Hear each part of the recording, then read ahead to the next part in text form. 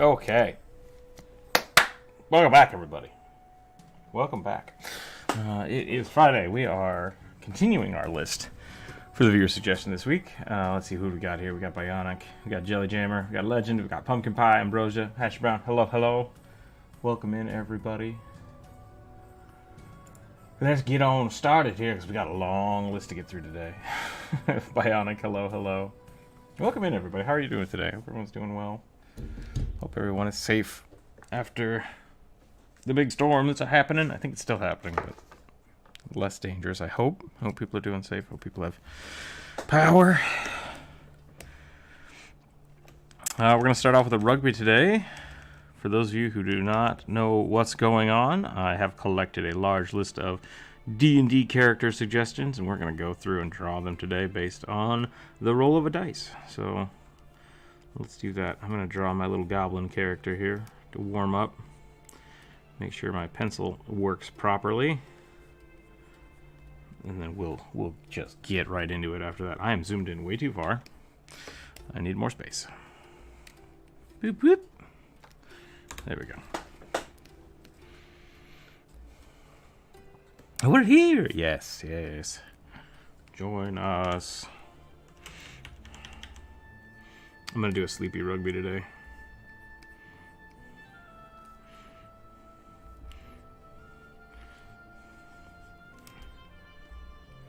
No coffee Friday is what it feels like. Hope people's week went alright. Some D&D games happened this week, I think. Who keeps posting a rugby that keeps getting rolled for? Use different dice. Nah, rugby is always a winner.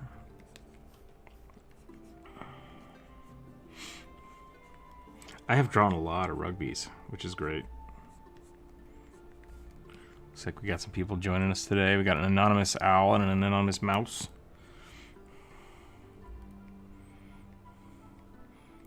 There's a link in the Discord if people would like to come join us. You're very welcome to, so long as you follow the rules. Which is essentially don't be a dick, don't draw on other people's stuff. Be mindful of people's space when you're done drawing. Please remove your image so other people can draw, and don't use the fill tool, because the fill tool is broken. We are using Aggie.io. And yeah, like I said, feel free to join us. If you want to just hang out in the chat, that's totally fine too.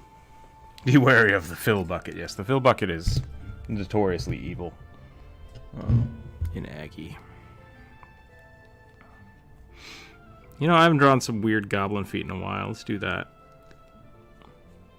Let's make this like Bigfoot rugby.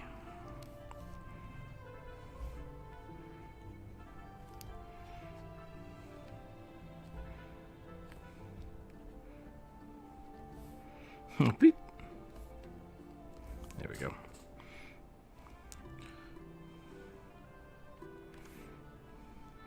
Why are his feet so detailed? I don't know. I think it's funny.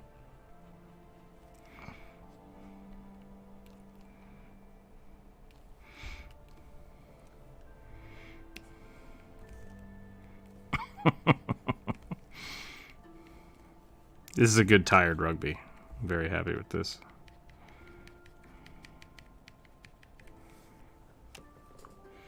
I was about to just go sleep, but I remembered the stream was today. Well, I hope you aren't going to stay up too late. You're very welcome to come hang out. But sleep is important, so don't feel obligated. You can always check the replay later. But yeah, we do enjoy having you here, so.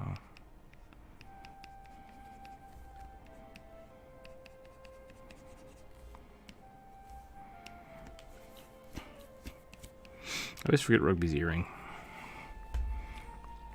Give him a little floof.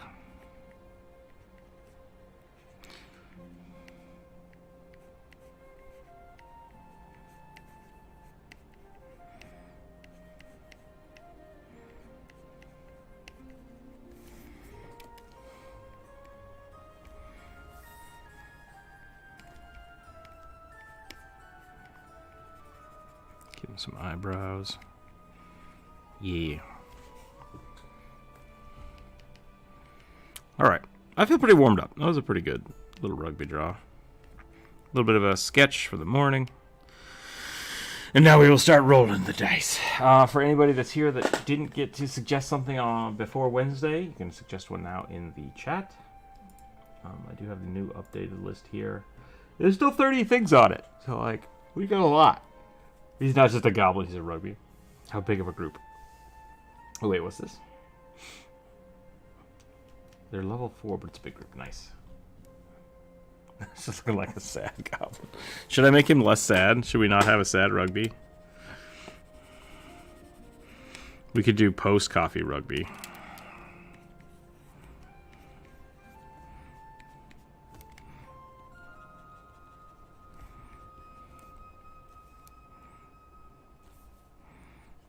It's always weird when Rugby's eyes seem somewhat focused. Like, I think he needs to be a little wall-eyed or it's just strange.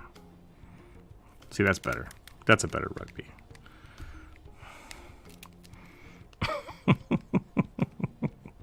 I love drawing Rugby. It's so fun. What do Rugby coffee mugs look like? That's a good question. I think they just kind of float in the air. I actually have Rugby coffee mugs. Those are available on the, I think the Society 6 page, which I think there's a link for down below. But you can get Rugby mugs. There is not. Also, good morning. Howdy, howdy. I might have removed them. I ordered some myself, and they didn't come out super great. So I probably removed them from the website. No, I was meaning Society 6 wasn't in the... Oh, there's no Society 6 link. Alright, well, maybe I'll have to re-add that. They're functional. They are coffee mugs. They're actually pretty nice coffee mugs. But the printing is like, it's okay. Apparently Dalcor can... Also threw in a suggestion in the chat. There's a suggestion in the chat. Can I draw some more of my fetchling swatch? I can add that to the list, sure.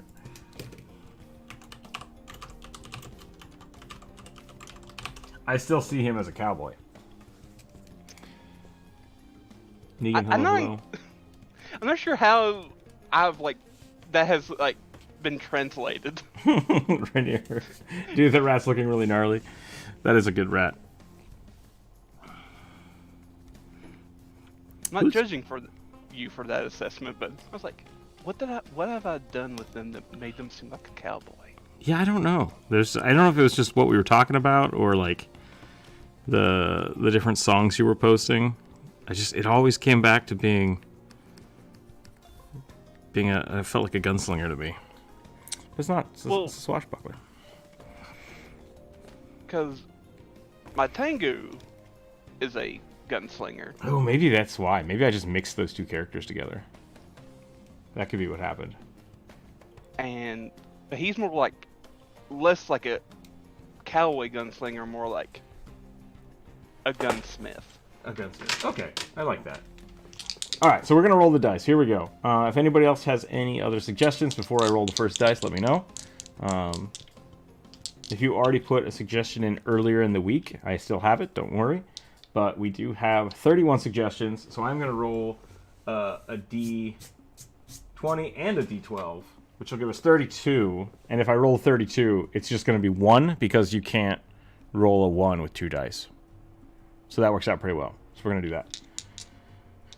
Wouldn't a Gripply with a blow dart be OP? No. No, it's a pretty good build. I think they actually have specific things for that in Pathfinder. Because you can make your own poison darts, which is awesome. I think that's very much intended. So, not OP, but really fun. 22. 22. What do we got here? A Dragonborn Rager with a Juvenile T-Rex.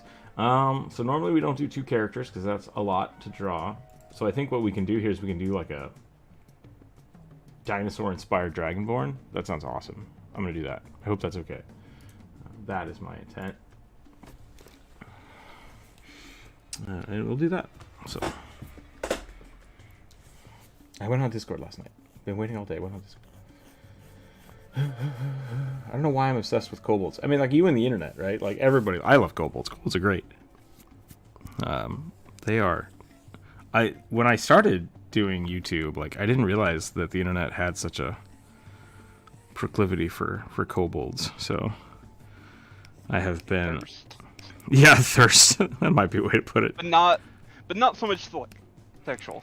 Oh, I mean, no, both. Yes. Both absolutely 100%. There's a love for cute kobolds and a thirst for sexy kobolds on the internet, so you gotta be careful. You gotta be careful about what you're searching. Yep. I'm not sure which one's more common. I feel like I personally see more cute ones. Well, I mean, it probably just depends on what you're searching for, you know? I just search kobold. Yeah, if you just type kobold into the internet, there's a ton of stuff. But, like, I see a whole ton of, like, D&D and Pathfinder art for kobolds, which I love. So I'm super happy about that. I prefer lizard folk or dragonborn to kobolds, but I'm a minority. Yeah, I mean, they're both great. Angry kobold noises. Ashy Brown knows what's up. The internet makes kobolds of us all. But yeah, kobolds are great. I'm a big fan of lizard folk, but I do think that kobolds and dragonborn kind of fall into that. I need a good picture of a dinosaur. They fall into that category, so lizard folk is kind of the overall encompassing thing. What's a cool dinosaur? What should we make this dragonborn look like? I was gonna make him look like a T-Rex, but no, maybe not. Whoa, that's sick. Oh, that's not a real dinosaur. Alright. Should we just do the Spinosaurus? It's hard to beat a Spinosaurus. I was gonna say a feathered T-Rex. A feather, just make a giant floofy dragonborn. Yeah. It is almost on the verge of looking like a chocobo. I do like drawing chocobos. It's hard to, This might just look like a lizardborn. A lizardborn, Jeebus. A lizard.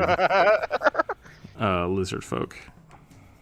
I mean, that's a cool name for lizard folk anyways. Dragon folk also sounds pretty cool. So maybe, yeah. Lizardborn dragon folk. Thank you, D&D. Thank you for your non-creative names. Yeah, thank you for breaking everything. So Spinosauruses have this cool, like, I'm gonna start over. Let's retry this. Spinosauruses are very crooked. Like, they got long necks. So I think we're gonna break this down. Tail, right? Yeah, they got the big sail on their back. Do a Carnotaurus. The horns play into the dragon. That's true. All right, that's fair. The Spinosaurus is kind of crocodile-y, which wouldn't make me think lizard folk. So yeah, let's do a Carnotaur. What would a Loxodon and Kenku look like? I mean, like a mix of those? Because probably not. Not. I mean, you have to choose, right? Like, does it have the ears of an elephant and the beak of a bird, or does it have a trunk and feathers? Like, they're both so different that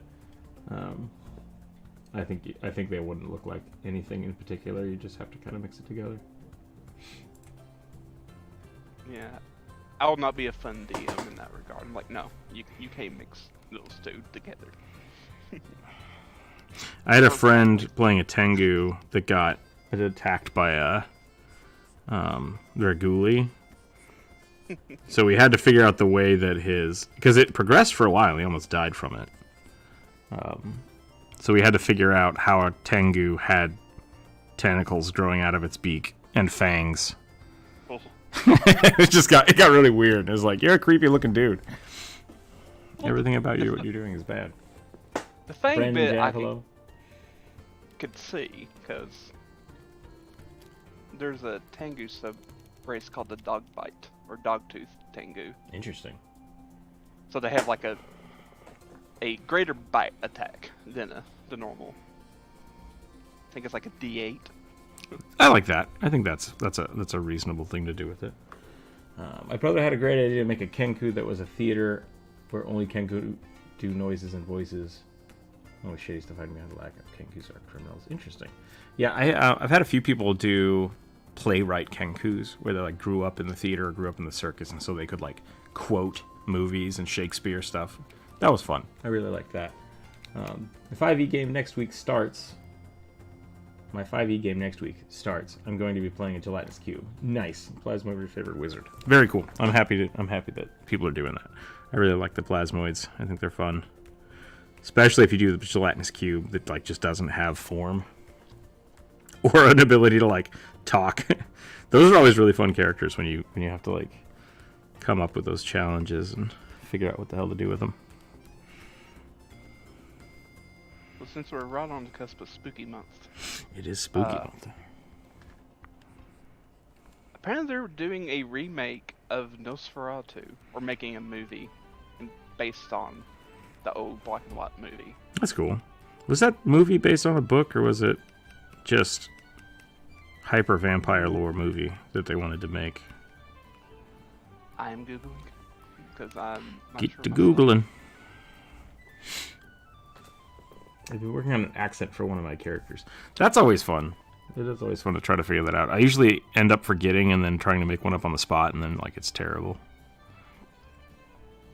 Lars decided to decided to try a really hard accent. Not like difficult to do, but he did an accent that was like very thick. And about halfway through one of the sessions, it changed. And it was so abrupt when it changed that we're like, wait, did your accent change? Like we pulled it into part of the thing, and he worked around it, and it was really funny. But like, accents are great. So apparently, Nosferatu was a unofficial adaptation of Count Dracula. Okay, So it is literally just based off Dracula. funny. But it was like, I guess like, wasn't really illegal back then, but like if someone did that today without crediting the author, it was Yeah, so somebody wanted to make a vampire movie, but didn't want to remake a Dracula movie. That's fair. yeah. And so if it was done today, I mean, that's essentially what flat Twilight is. So, because it's just like I'm taking my own IP and making a thing about it. Yeah. Oh no, yeah. Southern accents to Russian accents. I think that was it. Yeah, yeah. He was trying to be like had a Cajun Creole, and then all of a sudden blended into a weird like 90s Russian villain, and it was like, what just happened? What's going on? I love it. I love it when people do accents. It's really funny. Oh lord, that would be an abrupt change. Yeah, it was like it wasn't close. It was like, what just happened? And to be fair to Lars, I am not perfect in this. There are many times when I've started with an accent and then halfway through the session just been like, yeah, I'm done. So he says this. Yeah. I'm not doing this anymore. This is terrible. So yeah. Like in my head, my characters have accents, but I can never really do said accents. So I was like, yeah, they sound like this type of person. So think of that in your head when I talk. I should start calling you out on that. Like, how do they say this? No, I really appreciate. How do I say this? I don't like forcing people to act. I don't think it's smart.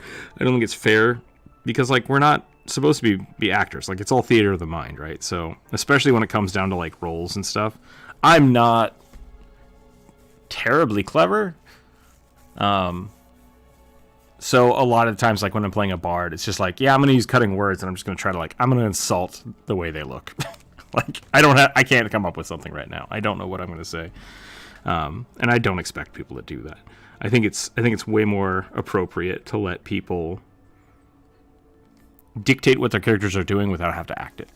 People definitely can act it, but no, it makes way more sense to just, your character rolled a nat 20. It's the funniest joke anybody has ever heard. Like, you don't have to come up with something. The dice have done it for you. Yeah. I've actually experienced that playing a bard once. It's like, oh, you need to sing everything. It's like, no, I'm not singing. Jump Rope at one point wanted to make she made a bard, but she made a bard And what she did is she came up with a playlist. She found a whole bunch of songs on YouTube and made a playlist of them. So whenever she did something, she would just blast that music into the chat, and it was great. So that's really fun. I could get behind that. Yeah. I'm gonna play a Naga. Would be fun. Yeah, Naga would be fun. Kenku bards are really good too. I see a lot of Kenku bards and a lot of Kenku gunslingers. But that's Pathfinder. Like Pathfinder has them being weird samurai cowboys, which I love. I love that aesthetic. So plus pirates. Yep.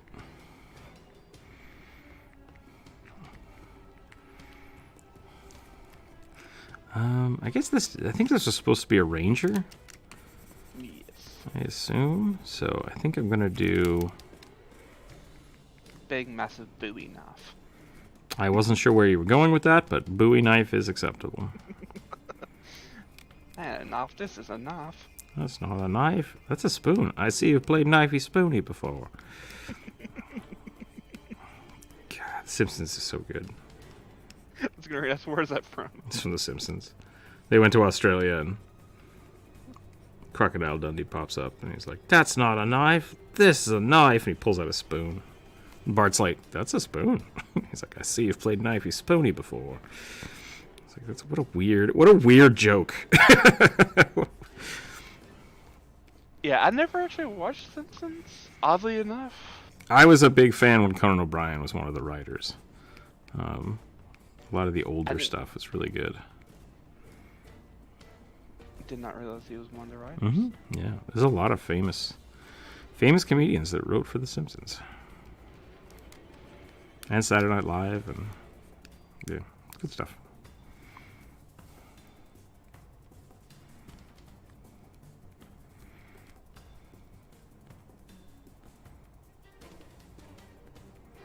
This music is not the theme I want right now. Let's change that up.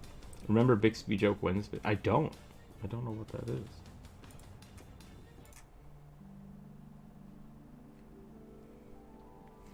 I give the bird a gun. Like Monty Python's sketch about the most dangerous jokes. I like Monty Python too.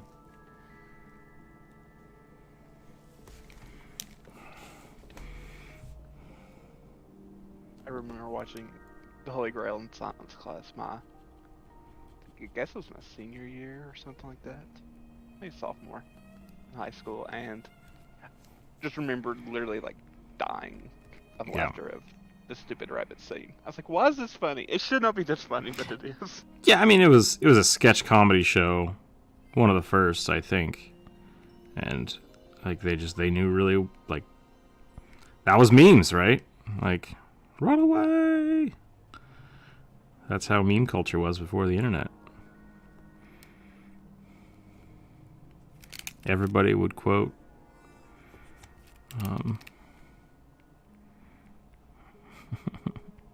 she turned me into a newt. A newt? Well, it got better. Like, that was it. That was my high school. That was it. Those were the jokes that everybody had. It's quoting Monty Python. I think the only one that really stuck out was "We are the Knights who say ni." Yep, that was a big one. People just screamed that at me throughout my childhood. That sounds terrible. I'm so It sorry. is. It's bad.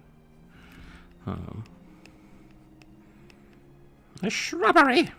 A shrubbery. What? What's your favorite color? Blue. No, red. Ah! Like, I can quote that entire movie. Monty Python's Flying Circus was a TV show, and raunchy and irrelevant and stupid, and I loved it. Yep. 100%.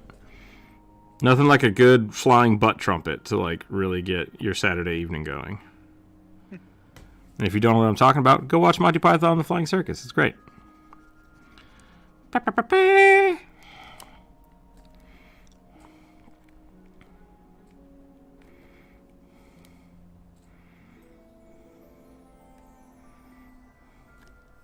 No one suspects the Spanish Inquisition. Yep. Surprise and fear. Life of Brian was pretty good too. That one's one I've not seen. I've only actually ever seen 2 of their movies. Weird sketch movies. Was the Holy Grail and the Meaning of Life. Meaning of Life is good.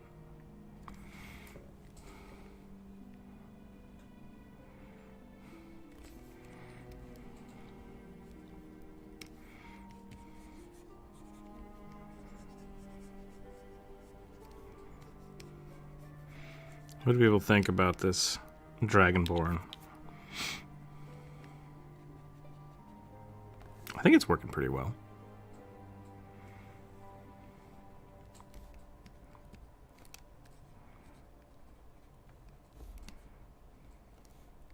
Brave Sir Robin ran away. It's a good movie.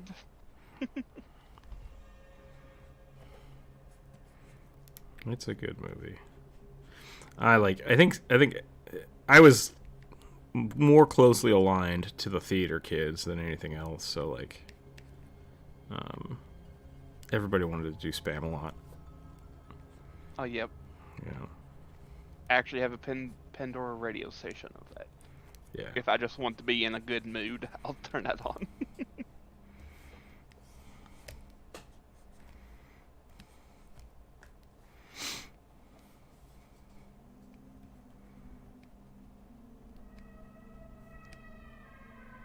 People just joining in, we are doing viewer suggestions today, so if you have a suggestion for a D&D character, race, class, you know, something, monster, if there's a monster race you want to see turned into a character, let me know. If you've already suggested one this week, I still have the list from Wednesday, so don't worry, your suggestion is still there. If you are a new viewer or you're just now catching us, feel free to suggest something and I'll add it to the list.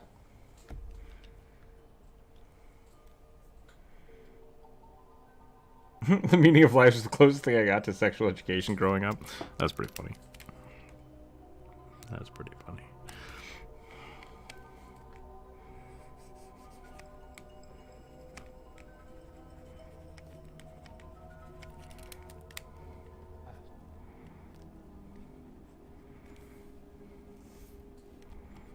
Hope my arms won't be sore tomorrow. Why? I had to do my normal fall and winter job already. Chopping Splitting wood? Yep. Yeah. Gotta get beefy. Gotta get those beefy lumberjack arms. I mean, that'll be the only thing to get beefy is my arms. I'm a lumberjack and I'm okay. All night. All day. Please tell me you've seen that. Please tell me you've seen the lumberjack song. Yes. Okay. I had to think for a moment. I definitely know the song. Occasionally I will start humming it to myself because, oh god, it's me.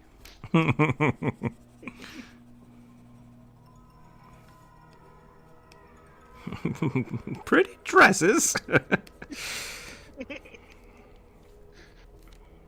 I remember that was a big contention for the Monty Python when I was growing up, because they're like, oh, these guys just sing about silly things and dress up in women's clothes like it's disgusting, and it's like, it's hilarious. Like, what are you talking about?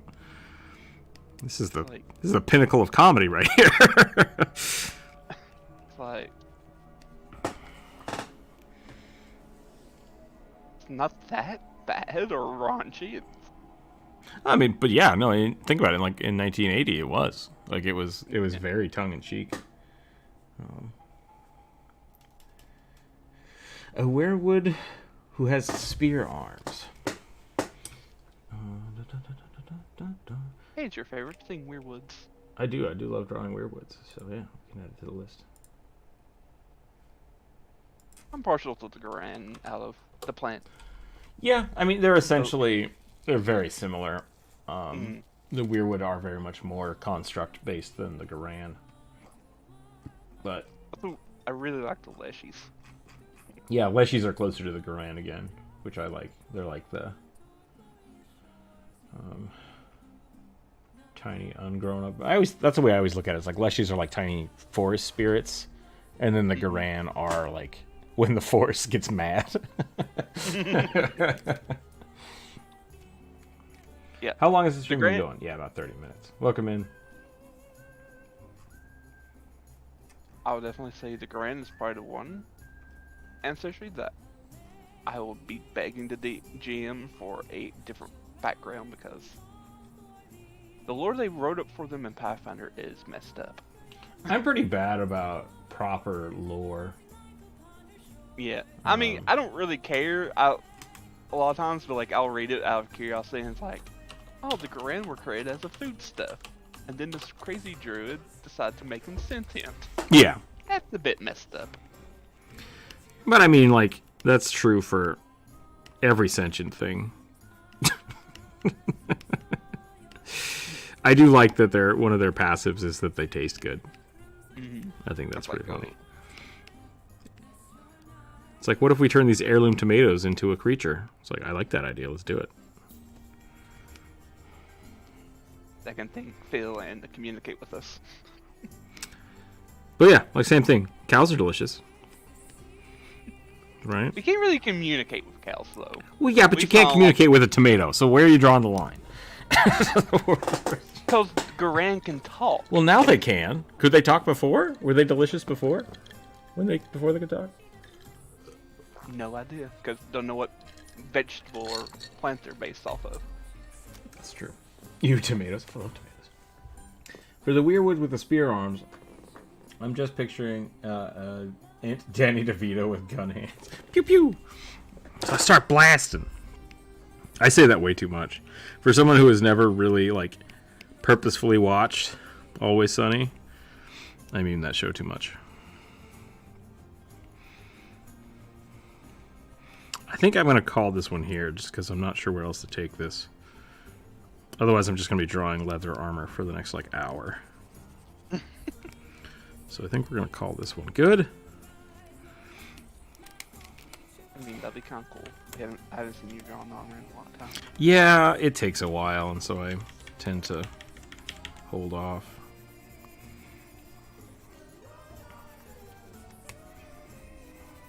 We'll do a little cut and trim here. I'll tell you what, I'll compromise and I'll give you a shoulder pad. We'll draw you a shoulder pad and then we'll roll the dice again. What's been drawn today? So far we drew a rugby and we're drawing a dinosaur-based dragonborn. And a Kenku? This might be a scarecrow Kenku, I'm not sure which. I really like it. I like the chunky feathers. I think that looks really cool. Love the meme, seen the show once. It's just like, I just never can find the time to sit and decide myself what to do. It's like Z Bashy's videos about awakening a pig. Yeah, please take it back. Yeah, we've talked about, like, there's a few different spells that, like, awaken creatures or, like, dominate them, and it's just like, those are such evil acts to adjust the, I want to say essence of a creature. It's just like, does a pig want to go to school? Is it right for you to let the pig go to school? Maybe the pig just wants to be a pig. There's a McElroy animated my brother and me, where I'm talking about cats. I want to go to school. I don't have any thumbs.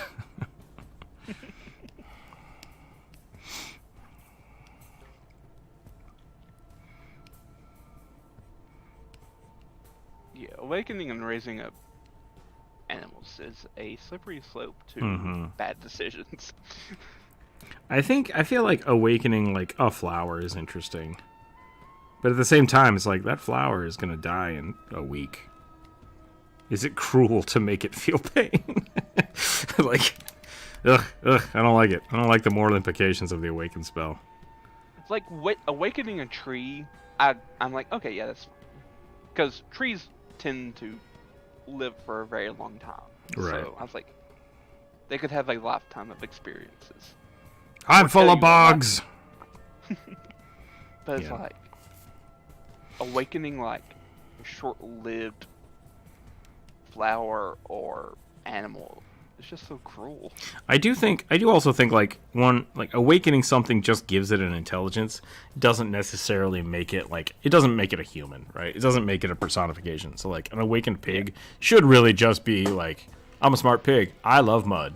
Blah blah blah blah blah blah blah. And that's it. But we always push it a little farther, right? Because like now I can use a gun. It's like, all right, I guess so. We'll awaken all these pigs and militarize them against the farm. So the evil farm Animal hands. Farm. Yeah. Animal Farm is a slippery slope too. Oh yeah. Communism. All right, I'm happy with that. I think this is good. I think that was a fair trade-off. It's a fun shoulder pad. Looks good. Got a Dragonborn. I like it. All right, here we go. I've been thinking about a wizard based off of Bob Ross. He's only secretly an onomancer who manipulates everyone to his own nefarious ends. What is an onomancer? Is that a bad thing I wasn't supposed to say on the internet? I've never heard that before. Eats the smart pig. I think onomancy is name magic. Name. Oh, okay. I could be wrong. Can kill you and dispose of the body. Yeah, that's true, Diet Steve. I see where you're going with that. But like, so could a troll or a person if you really want it to get that dark. Which is darker though, awakening the pig and making him eat somebody, or just eating the person? Oh, Dungeons and Dragons. Why you do this to me? Alright, 17. A spore druid Luxodon with a derpy smile. Oh, I'm gonna give you the derpiest. Derpiest Luxodon. Here we go.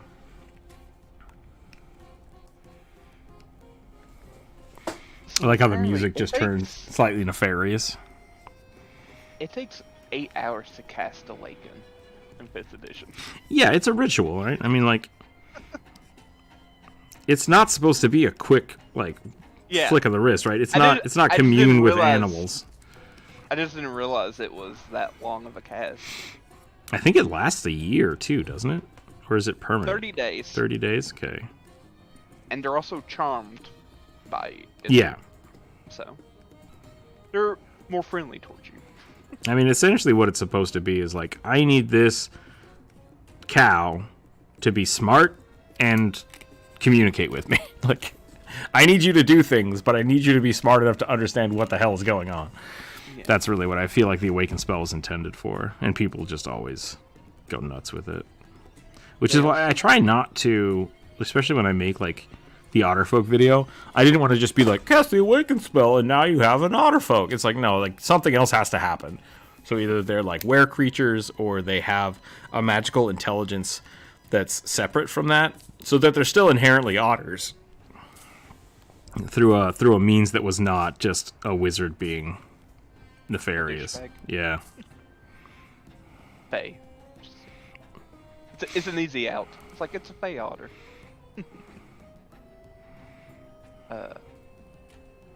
Also, they cannot have an intelligence more than 3. Right. So, either no intelligence or the max of 3. Like, because once again, like, an intelligence of 3 is enough to communicate with the party, right? So, like, they can understand and respond to complex discussions. Hey, I need you to go over there, and I need you to murder that guy. Okay. You got it, boss. Then, when the spell takes hold, they get 10 intelligence. So they're as smart as an average farmer. That's pretty awesome. Like in a pack of wolves. See, I feel, yes, and that's the other part of it, right? Like, if you awaken a pack of wolves without having you control them, or you, it's just like, they're just like, now we're really smart, and we kill you because you're a danger to us.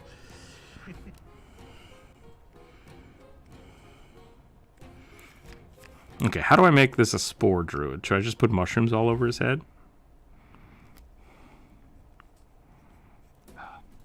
What are those weird step-like mushrooms on trees sometimes? Ooh, I like that. Yeah, put them like all over his trunk. Mm-hmm. Or like his stumpy legs. Luxodon Warhammer. I'm gonna make his feet a little pigeon-toed.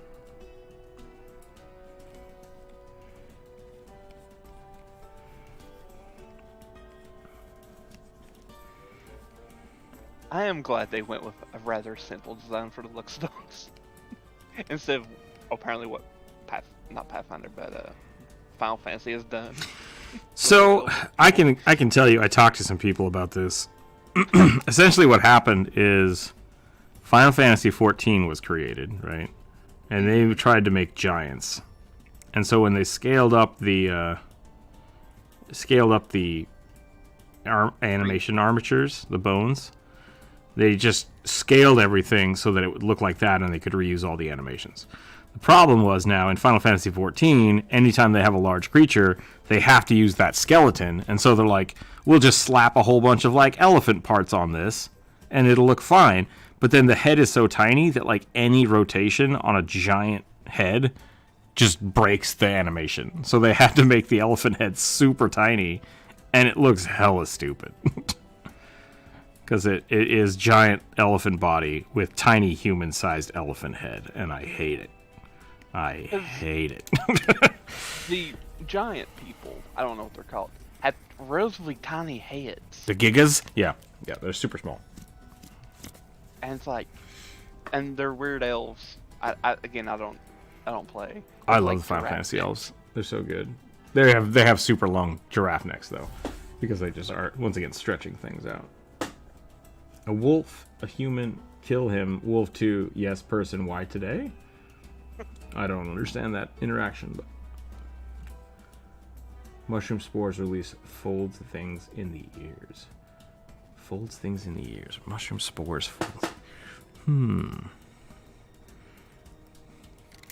Oh, like the little cloud of spores released from his ears. Oh, like little poof balls? Yeah. Okay. I was like, wait, let me read this myself.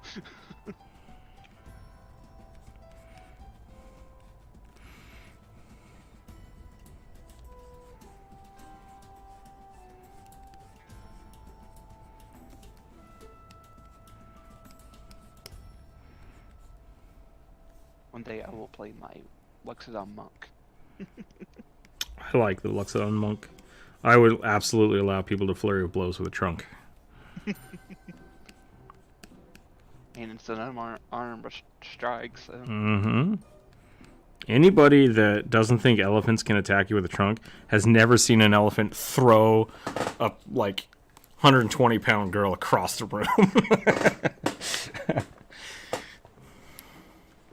Elephants are scary. I've also seen an elephant murder like a boa constrictor. So we know the trunk is stronger than the boa constrictor. Did it murder with its trunk or just step on it?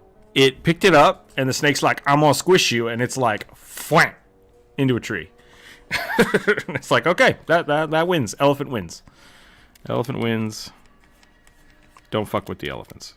They big beefy boys. Especially during mating season. Oh yeah. Like, nope.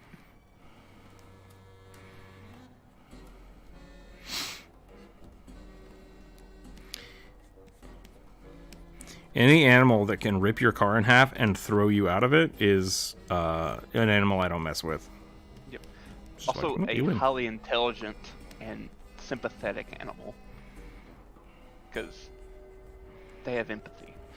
Other animals, some animals don't. Elephants do.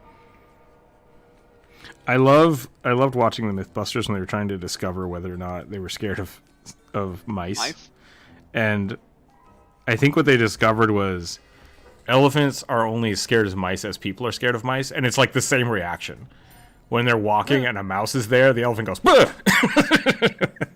Which is like, every time I do that. Like, if I walk into the shed and there's a rat there, it's just like, God damn it, stupid rats. Like, I didn't know you were there, and it makes me angry. Also, I think someone mentioned, like, it could be a reaction not... Because anything small could hurt them, like it could be a cobra. Yeah, I mean, that's the same reaction. So, like, I am fairly certain one rat and or mouse is not a threat to me. I could be wrong, but I'm fairly certain. That being said, I don't want a rat running at me and biting me anywhere. So I will always, get out of the way. But I'm not going to be, like, debilitated by seeing a rat. I'm not going to, like, freak out. It's just, it is always shocking. So if a rat or a mouse is hanging around and an elephant doesn't expect there to be a tiny thing that it could step on and or get run at, it's just like, stop it. What are you doing? I saw a video the other day on TikTok of a lady that just got, like, violently attacked by a squirrel. Like, out of the blue. Or no, it was a fox. It was a tiny fox. It just ran at her and went to town. And it was like, what the fuck? Like, that's not cool. That's very weird. Cause yeah. I was like, I hope it's not rabid. It could be. But, like, that's the fear, right? Like, tiny things, scary, not cool. Elephants, totally legitimately fine to be spooked by mice. I get it. Considering most things could probably kill things. For the amount of people that are scared of bees, there's a difference too. Like, everyone should be scared of bees with an S. If you are being swarmed by bees and you're like, yeah, this is fine, you're an idiot. But you see a bee, like, I try not to get bitten by bees or stung by bees, right? Like, that's a legitimate thing. And so if people are like, oh, I don't want to be stung by a bee, it's like, I get it. That's not a fear. That is being smart. Also, like, when the bee's, like an actual bee, not like a wasp or anything, stings you, it dies. I was like, I don't want you to die. Don't sting me. I'm not threatening you. Don't make me do this.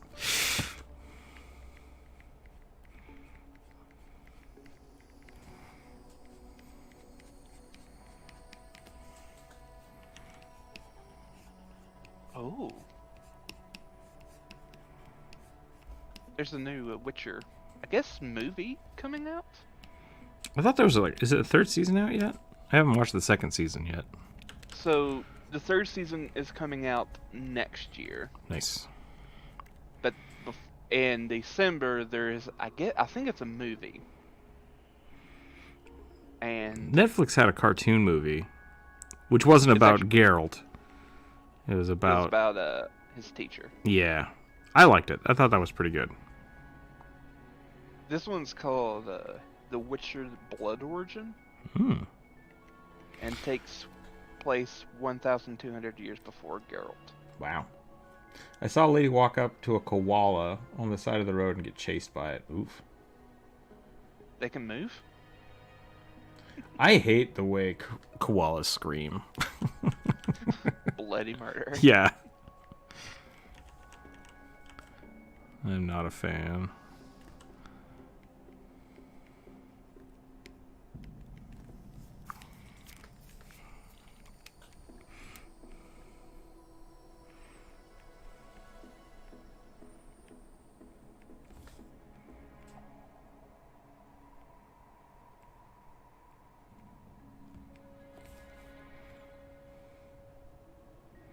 Dragonflight got announced. I'm excited for that.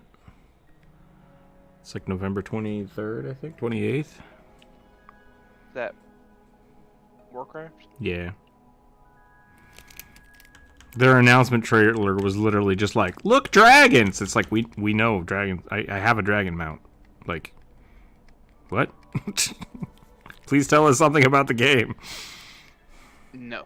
Dragons! It's like, God damn it, Blizzard. Get your shit together. I'm very disappointed.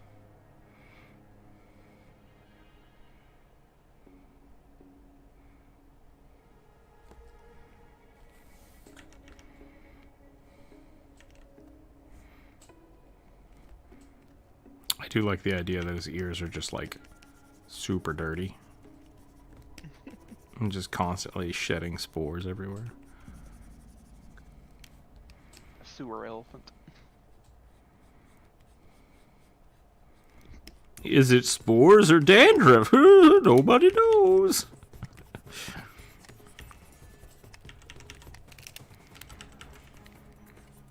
Give him a big old satchel. Oh no. If you say "oh no" because you're reading something, just stop reading it. Just. Okay, never mind. It's funny. Trying to get in the game right now. There's a place on the Discord for people to try to find groups. If you want to set up a group and you're like, hey, I want to run a campaign, or I'm looking for a campaign. Unfortunately, we do seem to have a lack of DMs, which is pretty normal.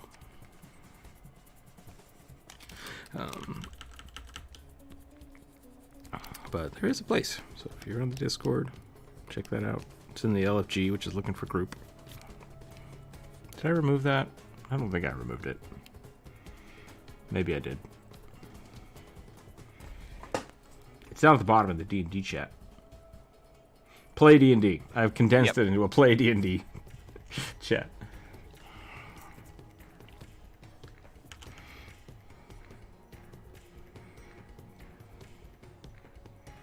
Apparently, I've been shanghaied into... That's the wrong term. I shouldn't use that anymore. Sorry.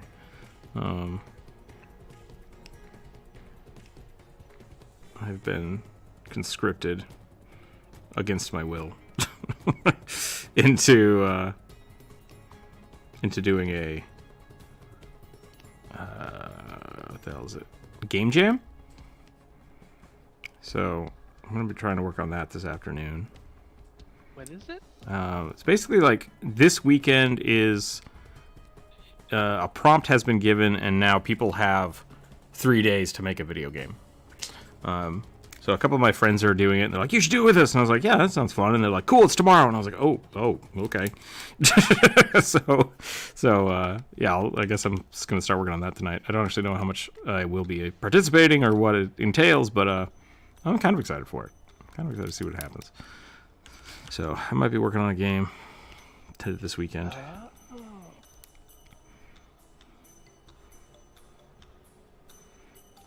Game jam. Get why the one D&D thing is called expert classes. Why is that?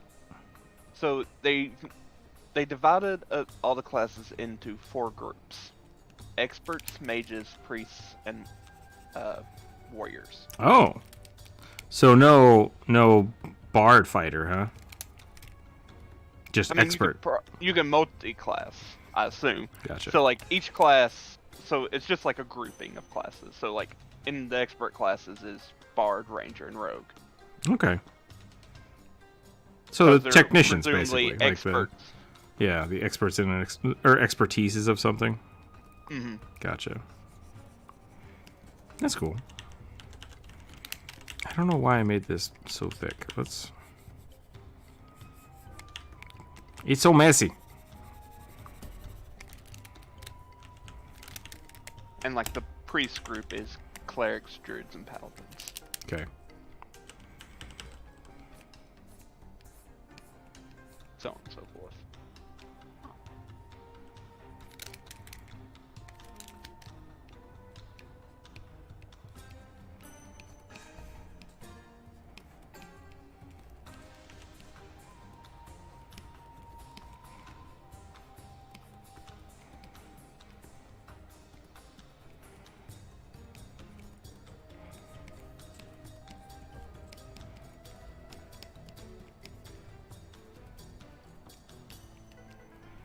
Derp.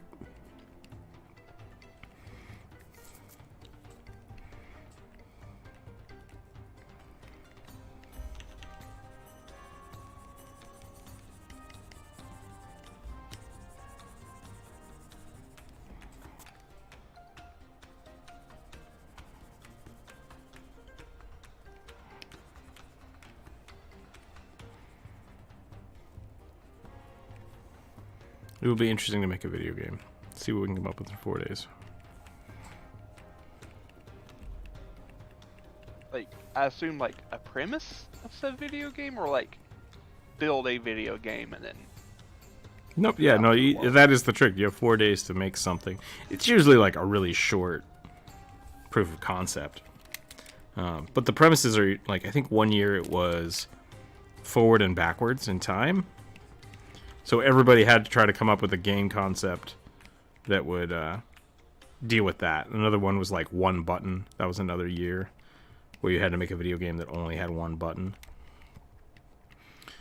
So, yeah.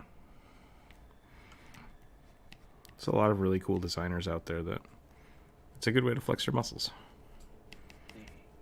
But it's a lot of work. And that's why I was like, I don't know, I guess I can do this, but like I still have to do the stream today, so we'll see.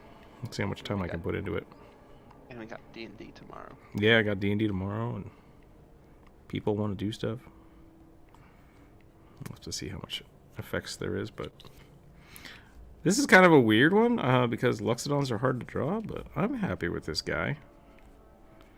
I'm happy with this little elephant man. Let's see if I can add some detail here to clean things up.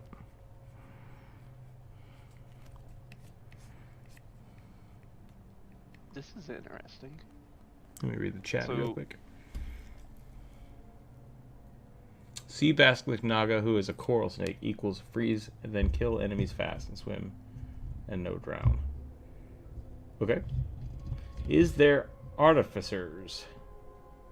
I'm wondering, are you asking about D&D 1? Because I don't think they've released that yet for the... I don't think artificers are out yet.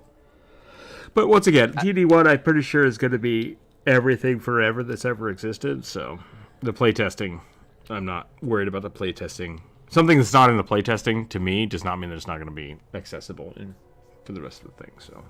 Yeah. Because right now they only have 3 classes in this PDF. Mm-hmm.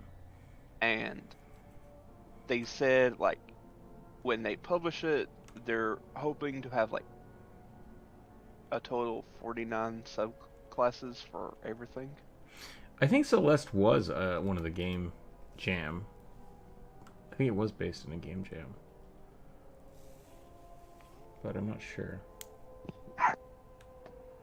May you focus on making the basics of the game and ignore the fluff. Yeah, and that's really what it is good for. I have never participated in one because I don't like that kind of structure. But, yeah, there are tons of different game jams that are like... They'll do them at conventions where they're like 24 hours, or we'll have this open for the rest of the week, or there's a contest, and the winner will get funding to actually like try to produce their game, right? So, yeah, it's a cool idea. It's a really great idea, I think. It's just a matter of participation. I've not done before, so we'll see how it goes. You really have to have a team that's good enough to do that, because like I couldn't just bust out a game in 24 hours. It would take me that long just to figure out how the coding stuff would work. So luckily we have somebody that wants to code, and I'm just going to try to add some art to it. So we'll see what happens. I feel like druids should just always be dirty. Is that just me? I mean, they are dirt wizards.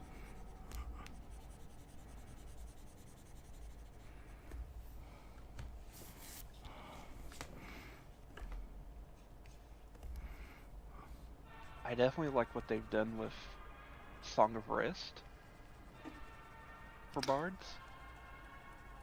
I mean, I don't know what it is, so you're either going to have to tell me or... So Song of Rest, like when you heal, you do heal, like during a long rest, you can heal more. Boost people's healing. So it's in the playtest, it's called Songs of Restoration, and it's essentially a small songbook, how I would describe it, of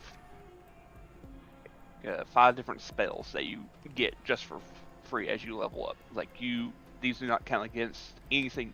Your prepared spells. The spell rituals, basically. Yeah. Okay. And so, like, you get Healing Word, Lesser Restoration, Mass Healing Word, Freedom of Movement, and Greater Restoration. As just like, you will have all these spells when you get to the appropriate level. That's cool. I like that. Yeah. I just. All right, I'm gonna roll dice again. But it's a good kind of dirt, as long as you're not in the city. As a druid who never wears shoes but still bathes regularly, yes, always dirty. There you go. Alright, what do we got? 26. Paladin squad. All different subclasses. Okay, that I'm gonna squish that one down. The next one says Crystal and Ice Rook. Does that mean like an ice bird or me? Me as a crystal. Is that fan art? don't know what that means. I do like ice. I could probably do that one. So we're doing a crystalline cleric, I suppose.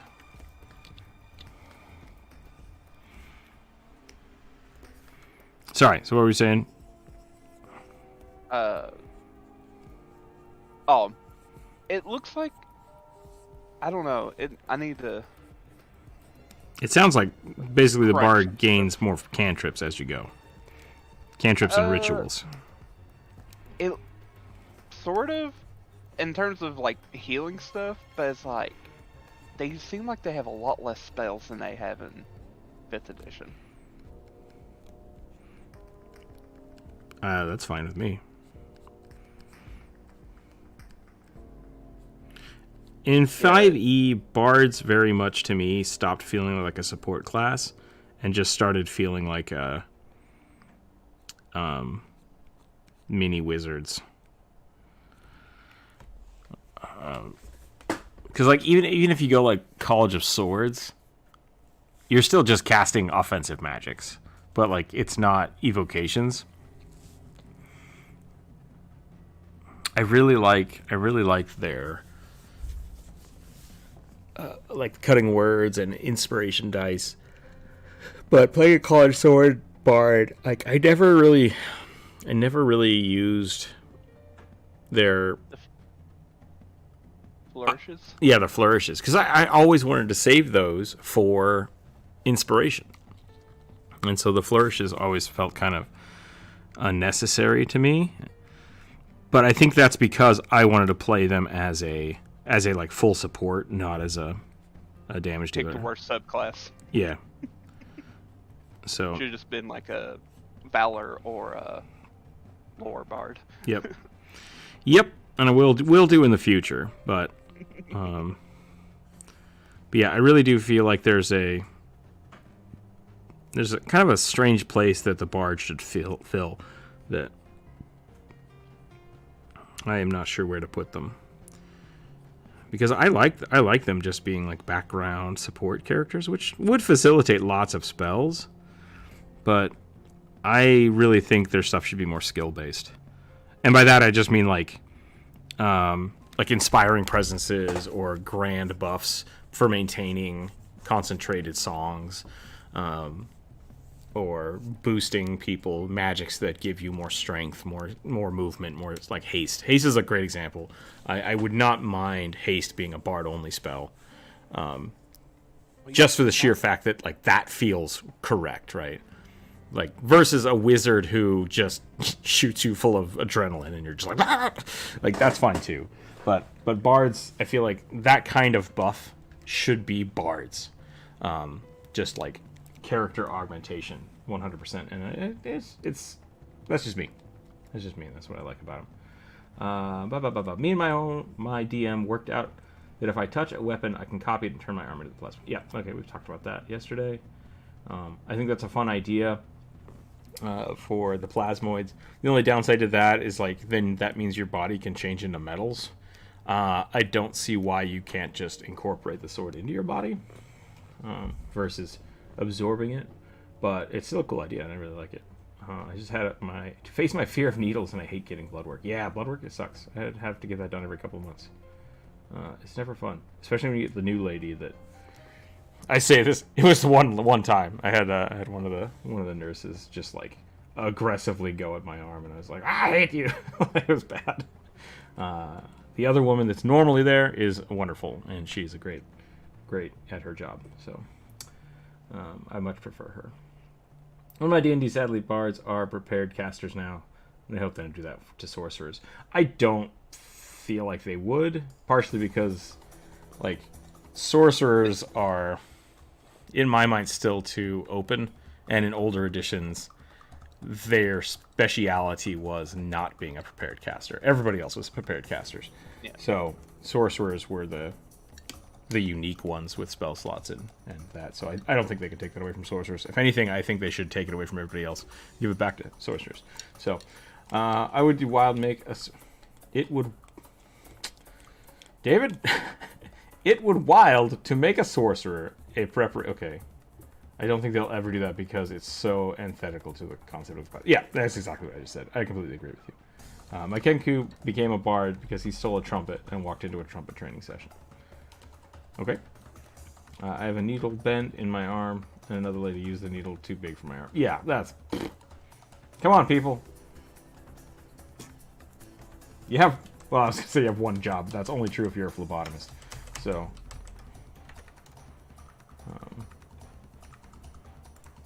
I hate it. But everybody's arm is different, so it is a difficult job. I'm not gonna argue that point. It is a difficult job. Please don't poke me.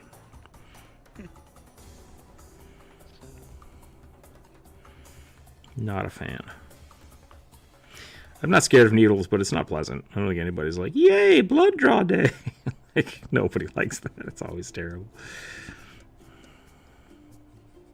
So, bards are now restrictive in what spells they can learn from their schools. Okay. Like spell schools. So, when you choose the alternative of prepping your own spells, they must be from the arcane spell list, and they must be from the schools of divination, enchantment, illusion, or transmutation. So, interesting. there's your haste. So no evocation magic.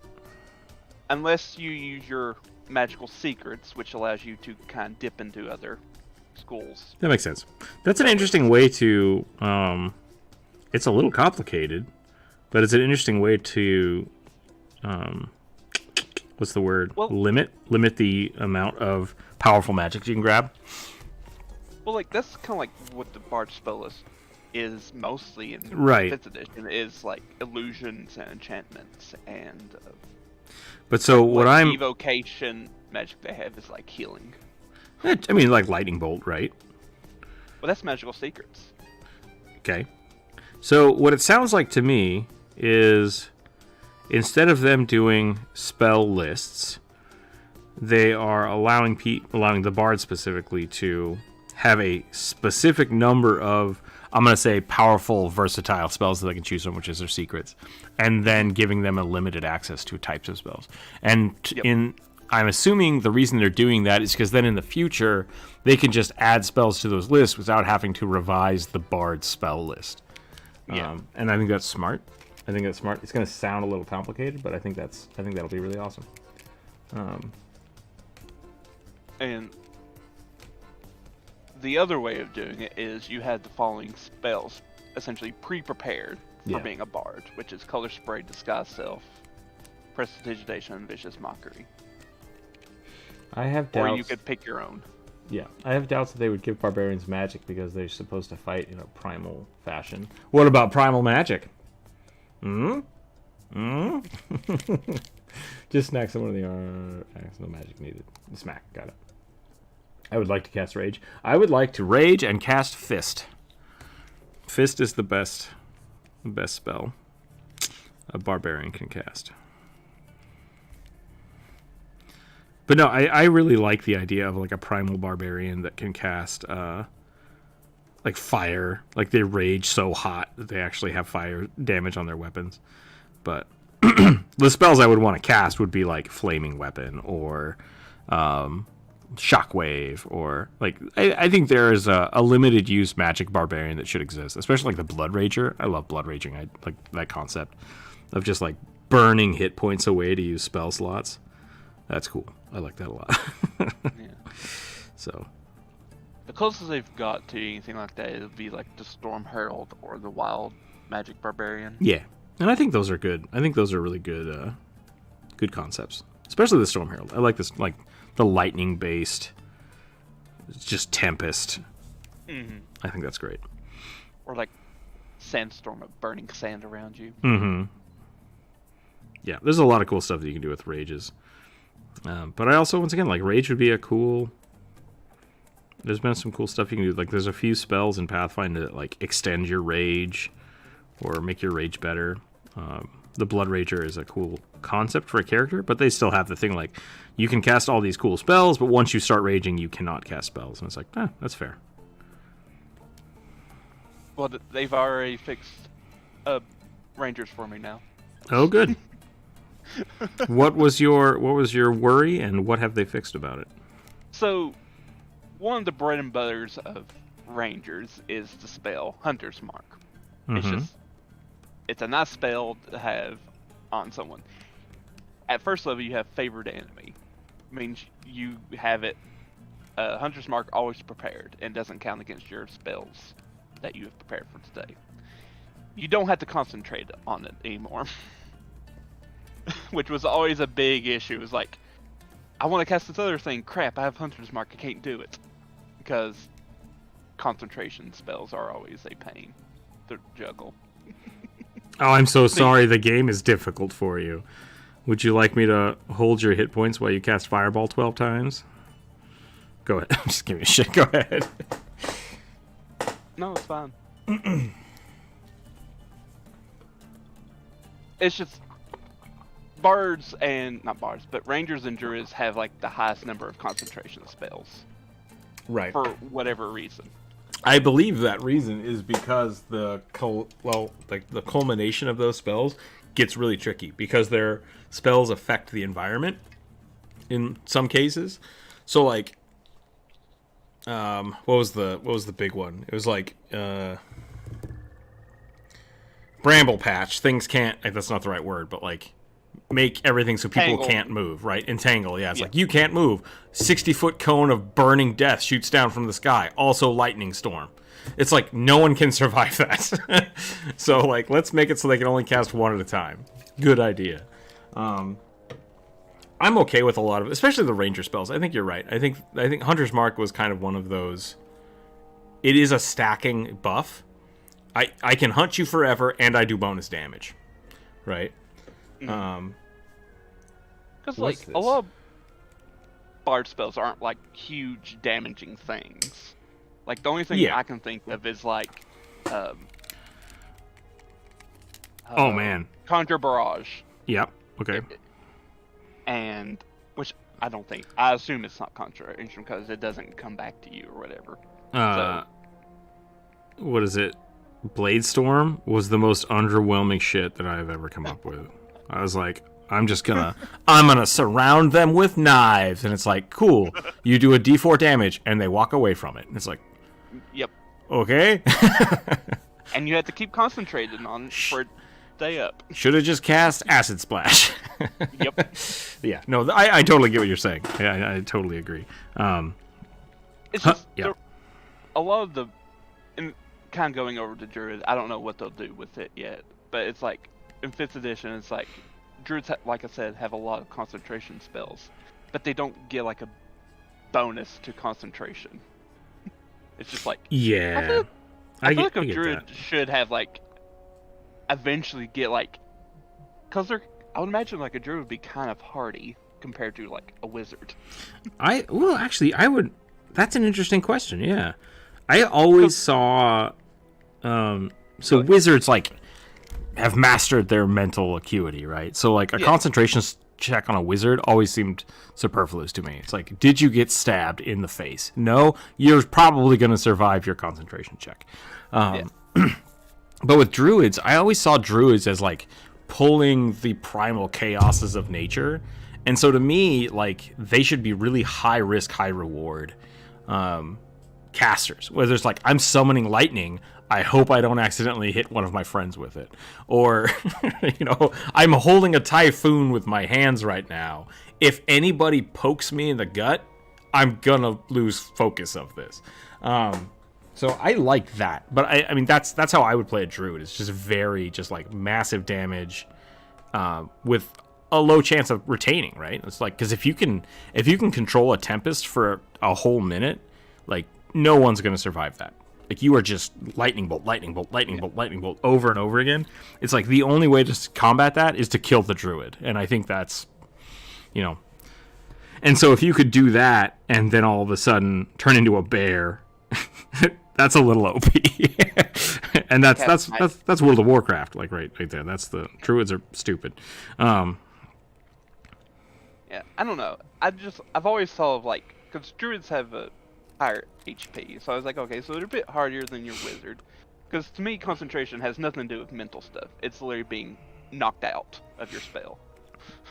like holding this magic in your hands or whatever. And that makes sense for Like, druids. knocked out. But like with wizards, I don't like that they have to make a concentration check to maintain it. I really do think it should be all mental. But that would, one again, add more complexity to the game.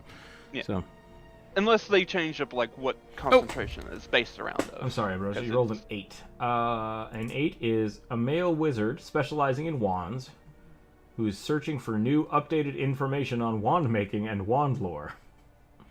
His messenger bag is overly stuffed with sticks, rods, and strange metals. Meant for wands. Wand crafter. A wand wizard. So Oleander, or whatever his name was from Harry Potter. I like that guy.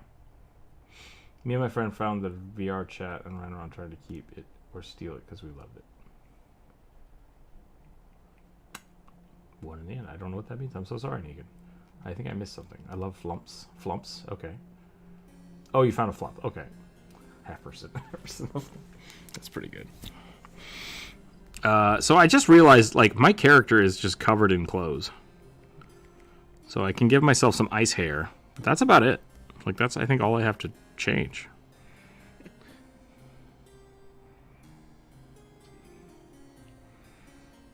Yep. I'm going to give him an ice spear, and then I think that's it. I think that's what we're going to call it on that one.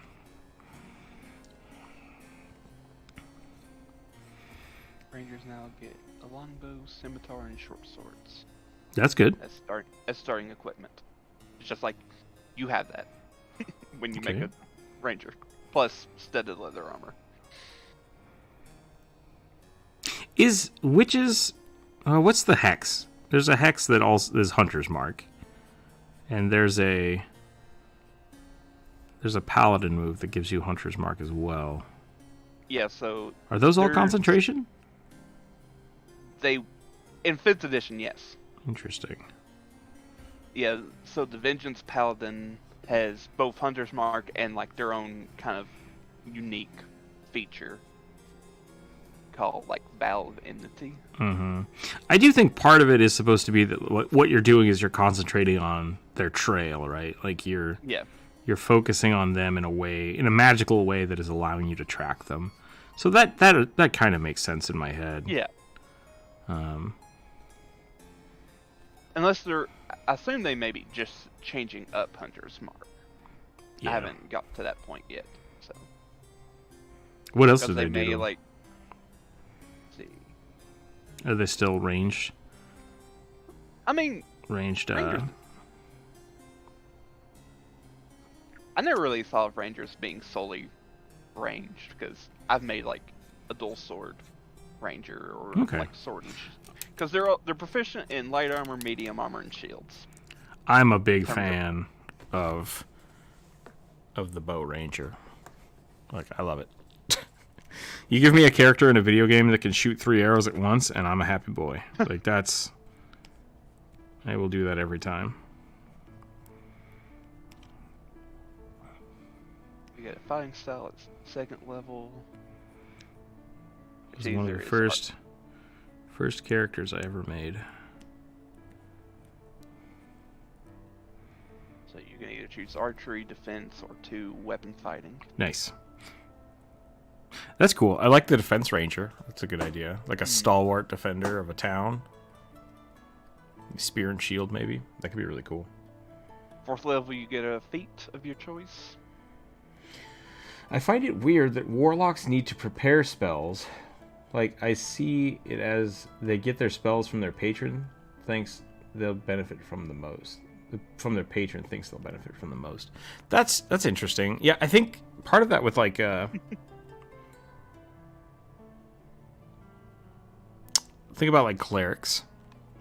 Clerics have access to all of the spells. And I think mechanically it only makes sense to let them choose so many per day. And I think warlocks are just kind of tagged onto that. Because I feel like having to choose a warlock spell permanently, I don't like, right? I do like that they can just be granted power as needed, but I think I think it's more of a mechanical from a gameplay standpoint than from from a like a lore setting, right? Like, oh, this would have been perfect, but I can't seem to do that today. I'm gonna have to pray to my God first and ask to use that. But there have been a few sorcerer, and I think there was a wizard's point in Pathfinder that essentially was like you can swap out one of your spells for a different spell at a higher cost. That's kind of an interesting way to look at it. So, I don't know. Interesting thought. Not permanent spell list, maybe a random table. Yeah, I mean, that's essentially the wild magic, right? Like, I have all of these things, but I can pull from them. But I do like the idea that you basically, like, it would be fun to give your spell list to a DM and then have to ask for them. That would be really fun for both a warlock and a cleric. Just like, oh god, I wish I need to heal this person. Yeah, you can use this spell. It's like, what was that? That was a level 3 spell. It's like, oh, shoot, okay. Nobody would play other casters. I mean, yeah, that really is the problem. That's what I'm saying. Like, I think it is just mechanical in nature, because they need the flexibility to have access to all the spells, but you can't allow them to have access to all the spells. So that would be awesome. Yeah, there's definitely some things you could play with and try to figure it out. I think that would be fun. I'm going to call this here on this draw just this character, because it is just me. I don't need to keep drawing myself. And I am wearing a coat, so there we go. Okay, let's roll some more dice. 28. I've been rolling lots of 20s today. Very strange. Oh, that's cool. Anthropomorphic Emperor Penguin Monk. Wait, no, that's 20. What did I say? 27? Sorry, penguin later. Maybe later. No, I just yelled it out. I'm going to do it.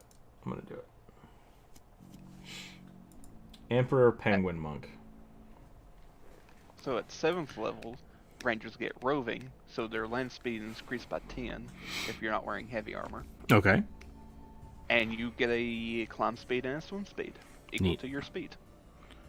What is happening here? Oh, I'm drawing with white. There we go. They also now get expertise. It's nice. What is expertise? Like, so benefits in a you automatically have like plus 10 to all to the skill that you get expertise in. Okay. So it's like the ranger and bard, not ranger, but rogue thing. So like rangers earn out more skill monkeys. Gotcha. Which I think they should be, for sure. Mm-hmm. I just realized I don't know what penguins look like. Here we go. It's some kind of puffin.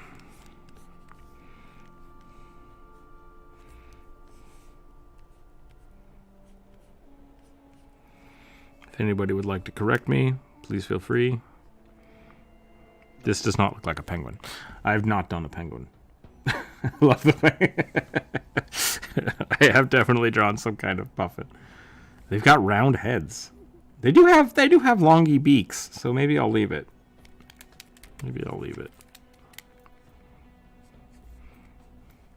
Wah! Freaking demon birds. All birds are demon birds. I struggle so hard whenever I watch like a penguin documentary or something. I stare at it and it's like, that's a fucking seagull. Like, that's a seagull. I have to remember that. There you go. Leave it as it is. It's amazing. All right. I've been looking for an Artificer Kobold picture online, but none look as good as your drawings. Well, thank you. You're very welcome to use those for your games. If you're doing like just like private home games, you're very welcome to use those. If you become a Patreon member, I have the tokens available online. I hope. Oh man, they should be up. Okay, that's definitely new. What's that? 15th level, they get blindsight. Ooh. Range 30 feet. Every ranger gets blindsight at 15? Yep. Oh, shit. It's called feral senses. All right. That's a thing. Your hunter at 18th, your hunter's mark now does an extra 1d10 of damage. It's like bit late, but okay. It's an extra 1d10 damage? Yeah, instead of doing 1d6, it's now 1d10. That's a big upgrade. Like, that's a great sword. Yeah. Though I feel like that could also be like a 15. Like, maybe bump up the blind sight to 18. I don't know. Playtest it. Well, it is, yeah. But it is just extra damage on anything, so I can see it being that late. At 20th level, you get an epic boon. The other thing about level 15 is level 15 in my mind is usually the cutoff for multi-class. So like, is the level 15 thing should be indicative of the character, as I'm a primary thing and then I secondaried something else. So yeah, the 20 should be like god tier abilities, but level 15 should be like the high end character move. So there's this new thing called an epic boon of fortitude or a epic boon of feet. Make yourself a real beefcake. I assume. I assume it's going to give you a whole bunch of like a free feat or free hit points. Yeah.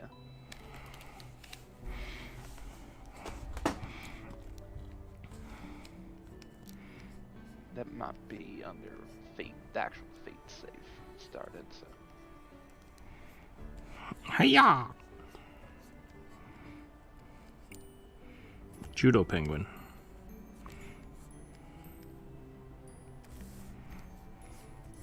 Oh. I've done it again.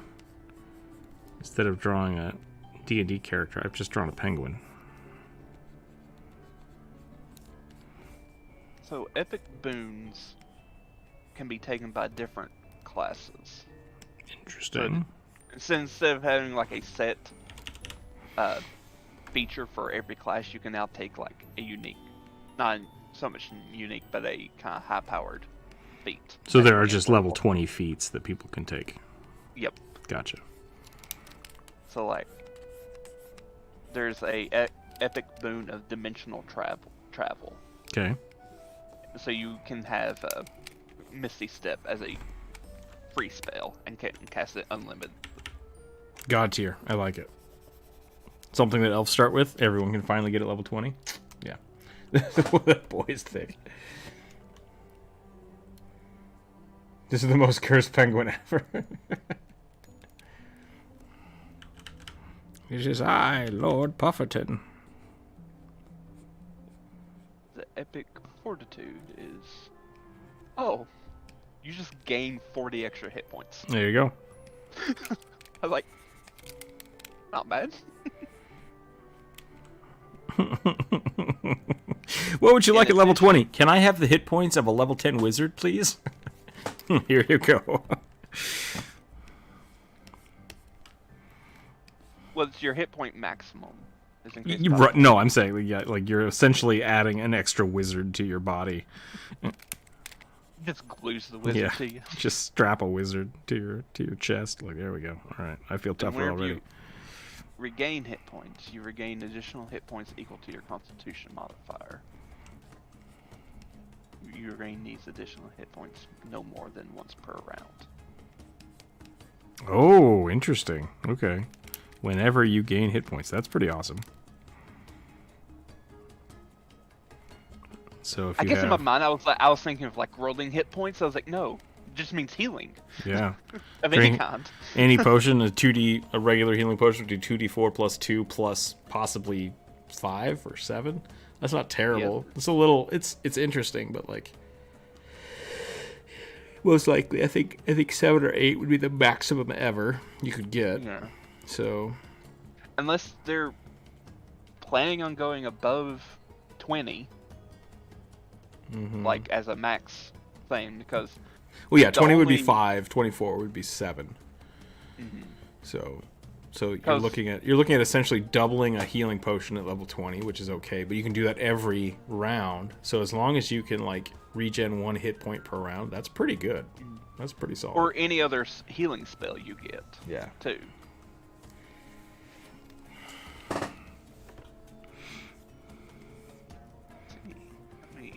That's pretty close to like having a free regen, except that you have to kickstart it with something else. Mm-hmm. And Rangers, their hit points are a D10. Okay, hear me out. I don't normally do this for the free draws, but this penguin deserves better.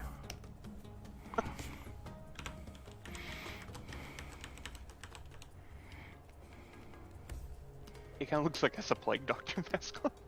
Yeah. Yeah, it does. Sorry. What is going on here? I can't switch layers. There we go. No, what the hell? Okay, there we go.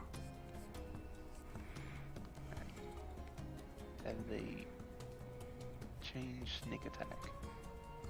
No. Sneak attack's the same? I assume. I've never played a rogue, so... Rogue is fun. So, once on each of your turns, when you take the attack action, you deal extra damage onto a creature that you hit with an attack roll. Of course. Has to be a finesse or ranged weapon. Okay. That's normal. No crossbows. Or no great swords, sorry. Yep. Yes, crossbows. And as long as you meet one of the requirements, you have advantage on the attack roll. Mm-hmm. Normal. Or a ally is adjacent to you. Okay. Or to the target. So, normal. Pretty good. And is D6 equal to half your rogue level rounded up? Wait, DC? What? D6. Oh, D6. The Okay, extra every damage. 2 levels. Every 2 levels you get an extra D6. Got it. I guess it'd be every rounded up. So Yeah. So every 2 levels. And obviously the extra damage is the same type as the weapon type. Oh, interesting. Okay. So there's one that lets you do, like, when you do a sneak attack, you can then damage someone else with necrotic energy. That's the Phantom Rogue for 5th edition. Interesting. One of my favorites. Pathfinder has a weird situation where you do precision damage. Mm-hmm. And like precision damage isn't supposed to be critical, and there's some other weird things that happen with precision damage.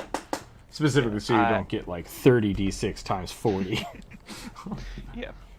As a swashbuckler, a lot of the damage my kind of harder hitting attacks is mostly precision damage. Pathfinder 2e Rogue is not fun. 5e Rogues are great, and I love PF1 Rogues. I'm going to play a Rogue here in a bit on Pathfinder, because, like, yeah, it seems very strange. I don't know what their intent was, and I'm bent on figuring it out. I think what they were doing, my assumption, is that they've tried to remove rogues as martial classes. Like, they don't want them to be... Rogue should be a out-of-combat class in their mind, I think, because there's so many other in-combat roguelike classes that they really wanted to separate the skill monkey from the sneak attack. Is my thought, but I'm going to try it out. I'm going to try it out and see what I think, because, yeah, it seems very strange.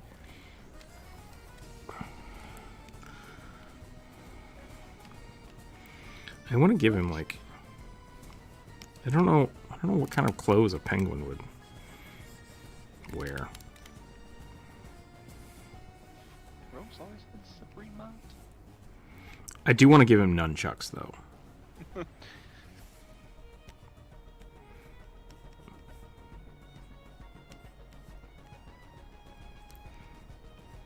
So I'm slightly disappointed in Pathfinder 2 that there's not like a 3-section staff yet.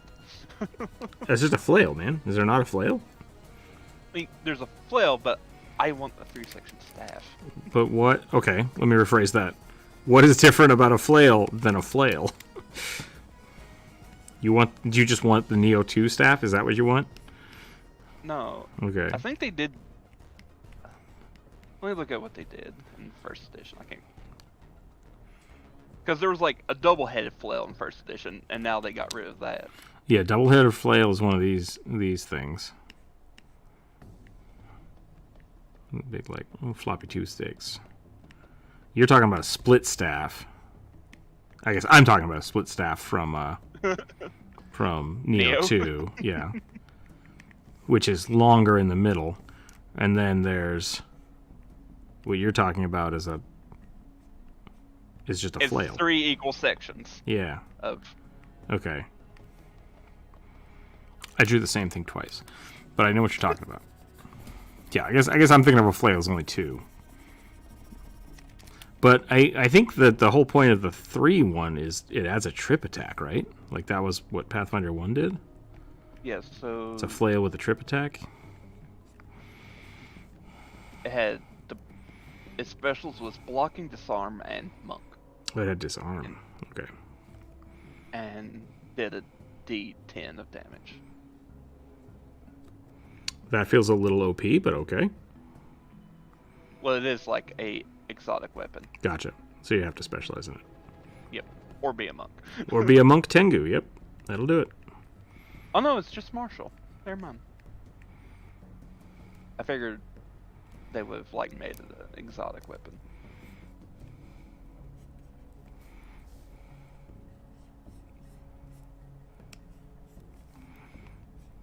Dire flail. That was what they called it. A what?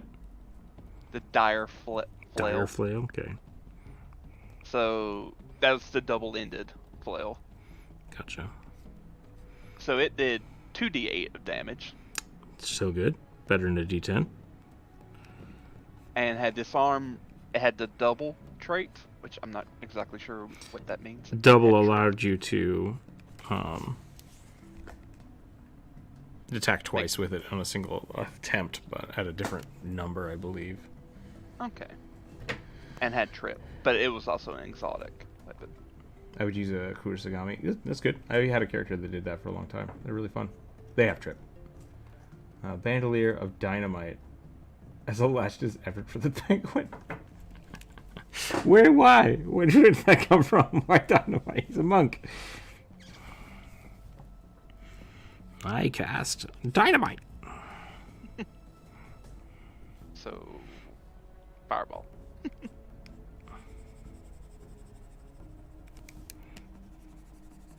I don't see a lot of differences between the 2 different rogues. I'm gonna be honest. This one got away from me. I done drawn a silly Pengu, and I don't know what to do with it. So I'm probably gonna skedaddle from this one. But I hope whoever suggested this is happy with the penguin monk that I've drawn. I'm not sure what else to do with it. Okay. But I do like the nunchucks. That's my favorite part. So, rogues at 13th in this playtest, you can get advantage on attack rolls if any allied creature isn't within 5 feet of them, even if they're not like engaged in combat with them. Doesn't that make if someone is next to them superfluous then? Well, it's like at a higher level. It's at 13th, so. Okay. So like the adjacent thing is what you'll have until like 12, and then when you get to 13th, you can just, if any ally is next to an enemy, gotcha, you can get advantage on it. Okay, that's cool.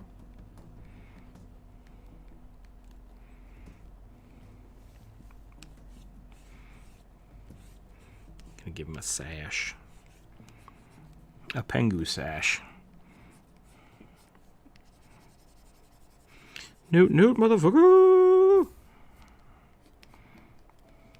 Wait, we're on YouTube. I can't say that. I'm so sorry.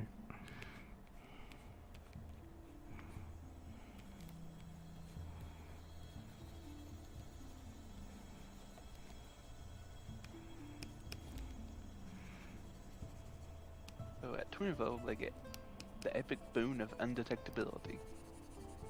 Just perma stealth? You cannot. Well, if you make a stealth check, you cannot be seen or heard by any means, magically or non-magically, nice, while you are hidden.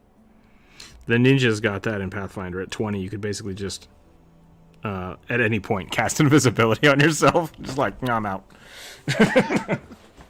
And it couldn't be broken for a minute, and I loved that. It's like, I'm invisible! Stab, stab, stab, stab, stab, stab, stab, stab, stab. I apologize, great algorithm of YouTube, for my unclean language. Yes. Ashley Brown, thank you. It's the outside that counts? What? Look at a penguin skeleton. They do, in fact, have knees. Yeah, they're little birds. They're little creepy birds. And I hate it. All right, there's the penguin monk. Pretty happy with that. It's pretty cute. Let's see what the next one is. We still have so many. We still have so many. Where am I at? 26. Which means I need a D20 and a D6. I need a D8, technically. Yeah, we'll do that. Gunther, who told you could fly? A telepathic Thry-Kreen that only uses his magic when he's listening to music on his Walkman. I did not check these well enough this week. All right, Thry-Kreen. I don't know what race or class that's supposed to be, so I'm just gonna make one up. A sorcerer. Yeah, we could do a sorcerer. Aberrant mind sorcerer. It does have magic, so one way or the other. Ooh. The grappler feat looks new. I mean, not new as in, but updated. Yeah, because it was terrible. 5e's grappling system was hot garbage. None of it. You're no longer slowed when you move with a grappled creature. That's provided strange. your size, the creature is your size or smaller. So you can't like drag a huge creature with you. Yeah, but that still means you could pick somebody up your size and then run at normal speed. I don't agree with that at all. What's called? But you have to be like 4th level. It's not like a feat you can take at 1st level. Still. You have advantage on attack rolls against a creature grappled by you, which I feel like that was always the thing. And punch and grab. Punching grab? Punch and grab. You punch them so hard. Go ahead. When you hit a creature with an unarmed strike as part of your attack action, on your turn, you can deal damage to the target and also grapple it. Okay. So you can attack then grapple them. Essentially, unarmed strikes become grappling. I like that. Yep. And you can only use this once per turn, which is better than I thought. Okay, that prevents the Gloctopus scenario. So, I was like, ooh. Punch, try again. Punch, try again. Punch, try again. Punch, try again. I wonder if it allows you to attempt it, or does it say when you hit? When you hit. When okay, you deal so you damage. you can attempt to grapple as many times as you want, but you can't punch, grab, punch, grab, punch, grab, punch, grab. Yeah, gotcha. It says when you punch, you then grab. I like it. Yep. The Mystic is a horrible class. Is it? It was. What game was that for? What was the Mystic for? Pathfinder? It was for 5th edition. It was their attempt to make a pure psionic class. Yeah, class, I will. Subclass. I will say it again. The reason psionic things never work is because it's just fucking magic. Don't try to reinvent shit. I mean, like every psionic spell could essentially just be a regular spell. It's not necessary. Well, that's what they have basically said. It's like it's just magic, and everyone's like, "It's not. It's not." It's like it is. Wizard says it's magic. Everyone else is throwing a hissy fit about it. So I don't know. It's because they've had psychic classes in the past, but no one's liked them. What was the new thing that just came out? A psychic for Pathfinder? Maybe it was that, but it's not magic at all, right? Like, I mean, it's its own daily uses of something, and it's like, that's just spell slots. Like, so yeah, it's just spell slots. Well, like, that's how they describe it in the book. It's just like, you have these spells. Like, you can cast these spells. You just get unique cantrips. Yep, which I think that's fine. I think that's totally fine. Like, I think there's... But, like, as well as... Like, you get Mage Hand, but it's not magic. It's like, okay. That seems the same to me. Is a sorcerer not just a psychic wizard? Like a psionic wizard? They're using their brain power instead of... Yeah. Because, like... looks. Where it works for Pathfinder is you do not need, like, material components. Yeah. Or even somatic components. It's all mental. Which I'm totally fine with. Even with sorcerers, I think that's the same, too. How's everyone doing? Dr. Random, hello. I'm doing well. How are you today? The wizards put out the gem dragons who are all psionic. And then... yeah, but they just have, like, mind reading. Yeah, I think that's like... I don't know. Maybe I just think too much of, like, from a mechanical standpoint of... you can call it whatever you want. The spell needs to make sense. And so... I think the real complication with it is Dark Sun basically added, like, the psionic... You have a psionic resistance. And it's just like, oh, why are you complicating it? Just have it use the will save. Did they even have will saves back then? I don't know. Because that was like really early D&D though. Well, like wisdom saves, intelligence saves are all. Yeah. I think both are perfect depending on the type of psionic spell you're trying to do. I think those are very legitimate. Because it's like, well, what kind of psionic spell are you doing? Are you trying to like crush someone's brain, or are you trying to command them to do something? Because both of those things are already viable with magic. Why would they not work the same way? Yeah. So. Because, like, way normal magic worked in Dark Sun was you had to, like, drain life to cast spells. Either your life or the life around you. Hence why it's post-apocalyptic, like deserted. Yeah. Everything, so... because wizards and sorcerers just drained all the life out the planet. Because they very much, like, initially was like, we want to make Mad Max, but D&D. And then they're like, we don't want any of the fancy races, but then they were asked, like, you gotta have elves and dwarves. Cockroaches like, still exist. Fine, we'll add elves, but we'll make the dwarves beardless. Hurl dragon, breath weapons deal psychic damage. It's weird. Yeah, and so like that's part of it. Like psychic damage is like, oh, you've added another damage type. People don't have resistance to it, or should people have resistance to it? And if they do, is it not just a different... like, so it's the same argument with force damage versus... what was the other one? Thunder. Thunder, yeah. It's like you've added a text component that now doesn't work with previously stated things, but it should. So is adding a word important, or should psychic damage be like force damage, but only for your brain? Right? Like the player, is it making you stupid, which would then be put into like charisma drain or intelligence drain, which is something that 5e has removed. Outside of a few creatures. Outside of a very specific few things. Thunder is sound, force is kinetic, psychic is brain scrambly. Yeah, like all of those things. I would argue that there is sound force that could do brain scrambly, right? And I think there's also like thunder to me should be part of. Why doesn't a lightning bolt do thunder damage as well? It's just it's all like pedantic wordplay that seems unnecessary to me. But if you do want it to be necessary, then like you should really work it out. Like, and that's really a problem with 5e, is because they tried to simplify so much. When they do start adding these extra things back in, it gets complicated, and that's where people get angry and confused. And it's like, ugh, bummer. I'm okay with it being complex, so I'm totally fine with all of those things. If you want to do psychic damage, great. How does psychic damage work? Let's define it. Let's find a way to defend against it, and or not. No defense. I mean, yeah, that's kind of what it is right now, right? Like, nothing is resistance to psychic except maybe a few things that don't have brains, yeah. Yeah.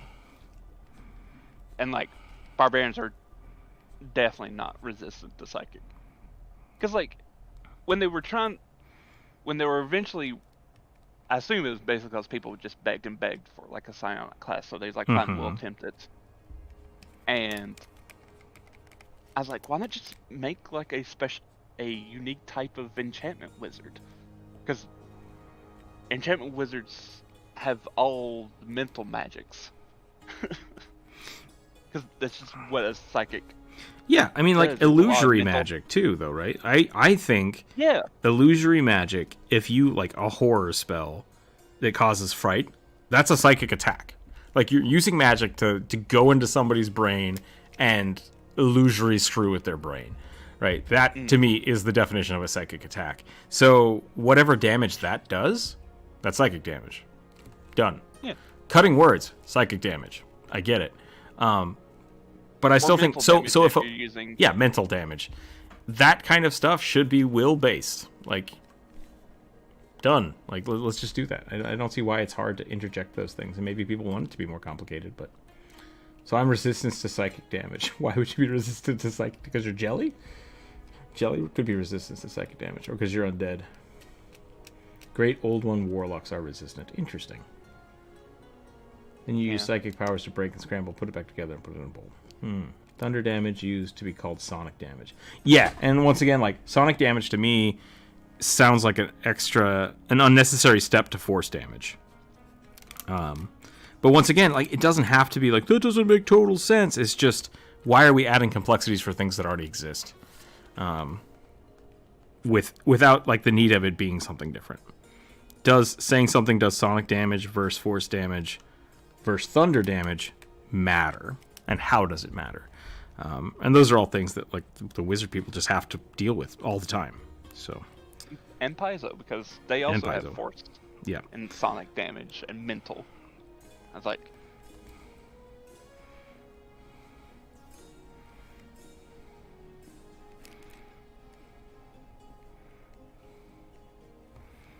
I wanted this guy to be like to have like a weird cloak cape thing. And I'm not sure if it's reading correct. He just looks like an old man with a cane. Come here, sonny. I'm a creepy old bug monster. So he's got one arm in this cloak. Which maybe will, like, his hand would be like right there, and he's going to be holding a sword in a scabbard right here. With his Walkman on the side. And then this hand over here, because I love giving Thrycreen multiple arms,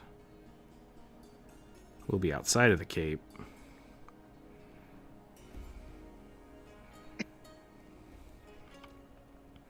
He'll be holding the Walkman.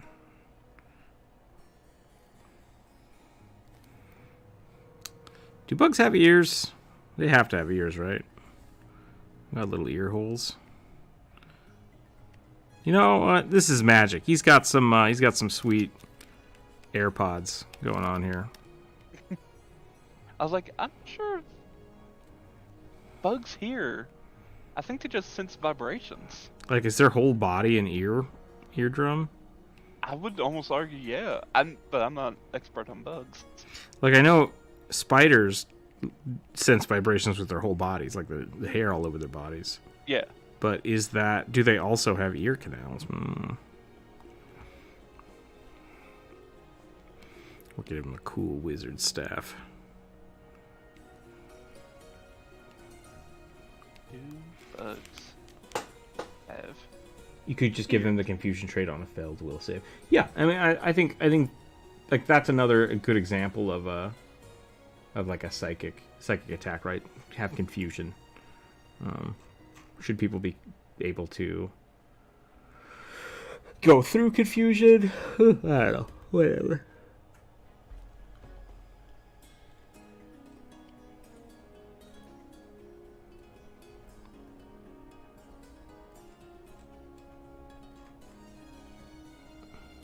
Oh, it kinda depends.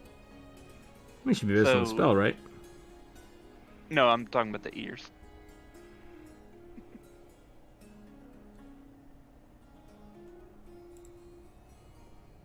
So things for like mosquitoes and fruit flies, their ears are on their antenna.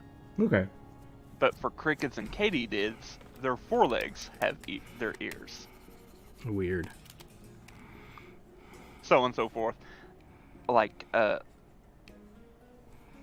for like grasshoppers, locusts, and cicadas, their abdomen is where they kind of.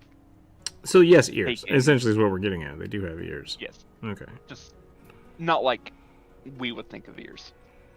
Gotcha.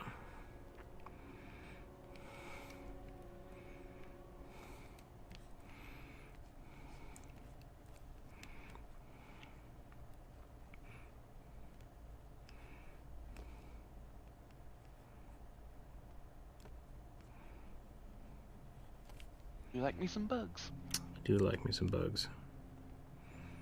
Maybe I should play a Thrycreen character. I was thinking the same thing. Like, man, We could make a duo. Make a duo team. should we play like small Thrycreens and like stack up on each other? Yeah, just be two swarm keepers where the swarm is just the other player. It's just bugs all the way down. What are you playing? I'm playing 15 small insects. What? I can't look at the Thrycreens things on D&D Beyond. I have to wait like another month before they'll let me look at it. Oh, weird. Yeah, it's because it's brand new. They don't want people like just have automatic free access to it. Can you pay for access to it? I mean, I'll have to buy the book. Gotcha. Okay. Because like eventually, like I can look at all the stat blocks and information that they publish in like Fizzbins, Gotcha. but nothing really new.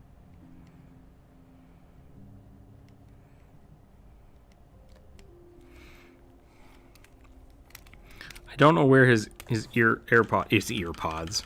Fucking get out of here. I'm a corded kid for life. Like, I don't like anything that is wireless. It drives me crazy. I had a wireless mouse for a long time and I got sick of charging it. And then after a while I realized I was just leaving it plugged in because I wanted it to charge all the time. And it's like, this is a corded mouse. Why am I paying for this? So now I got headphones. I got nice corded headphones. Got a nice mic. Got a nice mouse. I'm happy with my corded stuff. I like corded some things. Other things, no. Like, I got it like what I thought was going to be a nice headset, and that was corded. The connecting cord just, after a month, frayed and hit the bed. Weird. Yeah.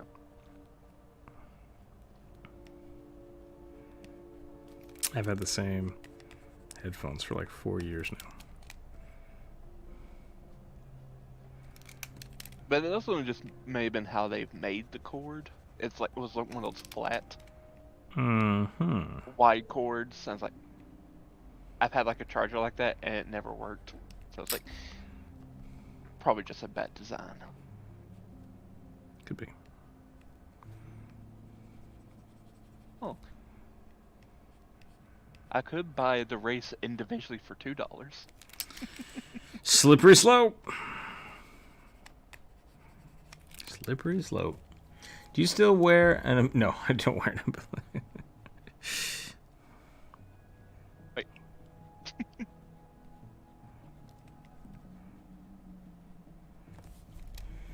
I really want to bite grapple back for Goblin Barbarians. I want to recreate Shank and Pummel. I mean, we could remake Shank and Pummel really easy, I think. Because of Pathfinder 2E is backwards compatible, we could still snag that feat and just remake them. Shank and Pummel was great. Is not the grapple bite a thing in 2nd edition? I don't know. I'd have to look. So goblins in 1st edition had big head, sharp teeth as a feat. And it basically made you like a Titan brawler where you could grapple things larger than your size with one of your natural attacks, and I just always used my bite. Or no, I'm sorry, I mixed that up. It gives the goblin a bite, and then with the Titan brawler feet, I could bite things bigger than me and grapple them. So I was just like, I'll look into it. Shank and Pummel were really fun.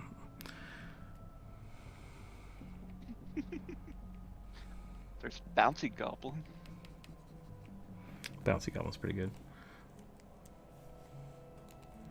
I've given Mitzel a fly speed and I'm down to allow Goblin grab. Yeah, so apparently the Pathfinder, the best thing I could find is that the Pathfinder Society essentially, or the Pathfinder, Paizo, God, what the hell's wrong with me? Paizo essentially said that when you're making Pathfinder 2nd edition characters, they are scaled purposefully for the campaigns. Like, so that's why none of them have a fly speed, because they're like, we're setting these up so if you use only the book, it should be balanced for any of the stuff we release. That being said, feel free to give your players fly speeds and swim speeds as makes sense for their characters. So it very much was them just being overly cautious to keep things balanced, with the intent that DMs could allow it. So, I don't know. Good on them. Also confusing as fuck. Which makes sense of why a lot of the things are worded if your character has a fly speed, because it was supposed to be a optional and not, well, my character does, so I can. It's like, nope. Not something anybody starts with.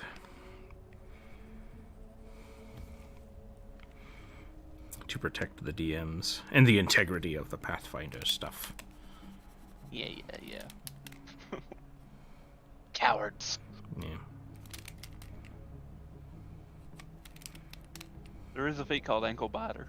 Ankle Biter, that's a good one. And Fang Sharpener. Alright, so here's what I'm going to do. This wizard, he's got a staff, he's got a big old shoulder pad, and that big old shoulder pad has a boombox on it. That is my...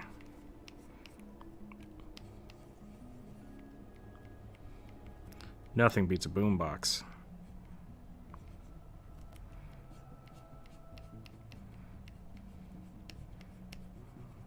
I got your Mad Max right here. Strap it down. Big mute speaker car. Truck thing.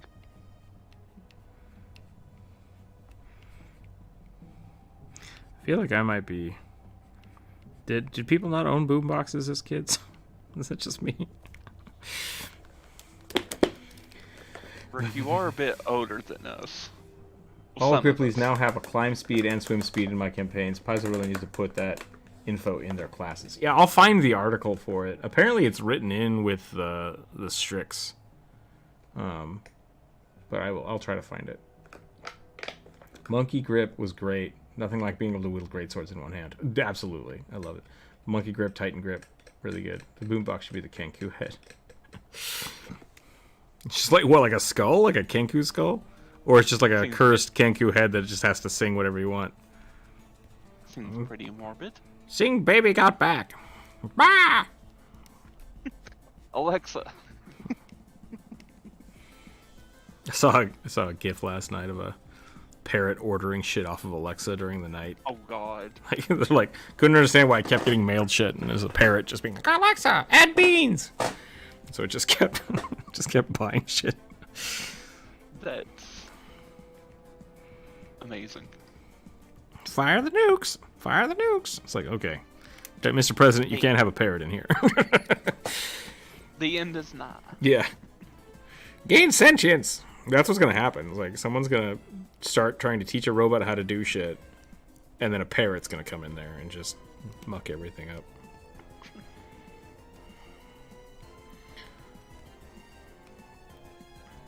Paracocra.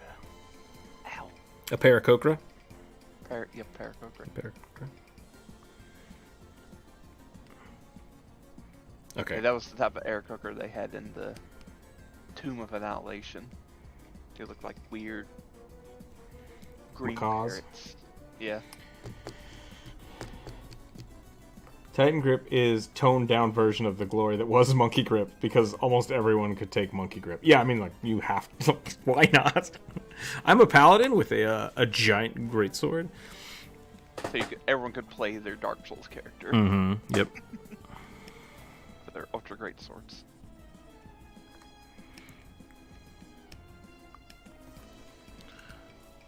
Oh my gosh, I love that parrot. I need to 3D print one of those. I, for one, welcome the new parrot robot overlords. I mean, you kind of have to. You can't get away from it. All right, let me finish shading this staff, which is going to be really shitty because it's just kind of over here. Lines, good. Yep, a little bit of texture. More lines. And now we're going to roll. Where are we at? 25. So I need to roll a d5. There we go. Got it. 18. A Yonti Barbarian grappler based on a constrictor snake. Okay. Yeah. Beefy Yonti. Beefy Yonti indeed. A rogue with 2 great swords. I like the great sword rogue idea. Just like in the shadows, and then like a great sword just bursts through someone's chest. It's like, oh, what's happening? Like, oh god, terrifying. The Tarans in World of Warcraft couldn't be rogues for a long time. They're like, cows can't be sneaky. I'm like, they have giant totem poles as weapons, which also isn't in World of Warcraft. So I wanted to see a Taran with just like a log that would just sneak up on somebody and crush them. I was like, everyone should be afraid of that. Like an orc poking you in the back is one thing, but just instant crush, not cool. Like, it's terrifying. I did an orc rogue once. In Warhammer, actually. Not Warhammer, Warcraft. Lord. They're the same.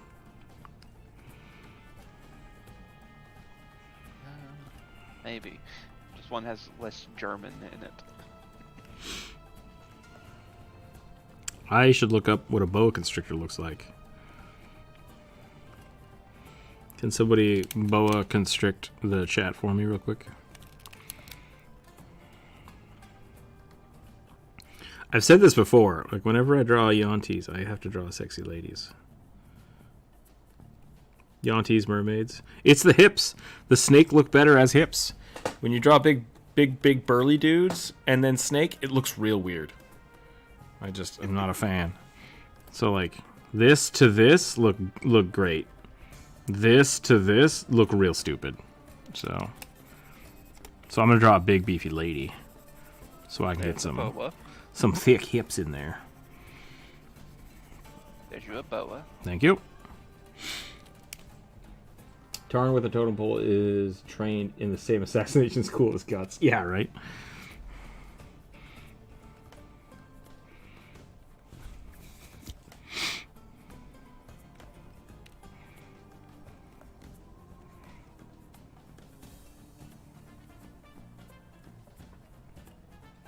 I think something we might start doing is looking at the YouTube members and the Patreon members and just giving them their own list, so that way, like once a month or so, we just have a Patreon stream. And I could even make that like a Patreon YouTube member exclusive stream. I don't know if I want to do that. I like sharing this with everybody. But that way people could, that would give a benefit to being a Patreon member besides just the stickers. So. And I could control how many slots there were there. So maybe I'll do that. Maybe I'll do that for next month. Would people like that, or do people want to just keep doing it as rolling the dice? I think that'll be it. I can do a poll. Like a nice gift. You need a live D&D YouTube channel. I mean, yeah, we do have. I've had a couple YouTube live streams pop up, and no one watches them, so I stopped doing it. Because they're a lot of work. They are a lot of work to make happen.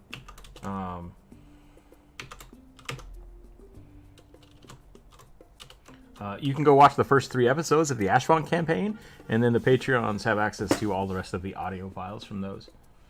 And I'll try to get more up, but it's like a 20 to 30 hour editing process because they're like God, 6 kinda a hour lot. games. Yeah, it's a lot. Essentially, whenever Kinda you a lot have of dead air. video or audio to edit, it takes 3 times as long as the thing to edit because you have to listen to it over and over and over again. So yeah, when we have 4 to 6 hour campaigns, it's 12 to 18 hours of editing. What was I doing? Oh, A pole. Also throw in that anaconda for be a bit spicy.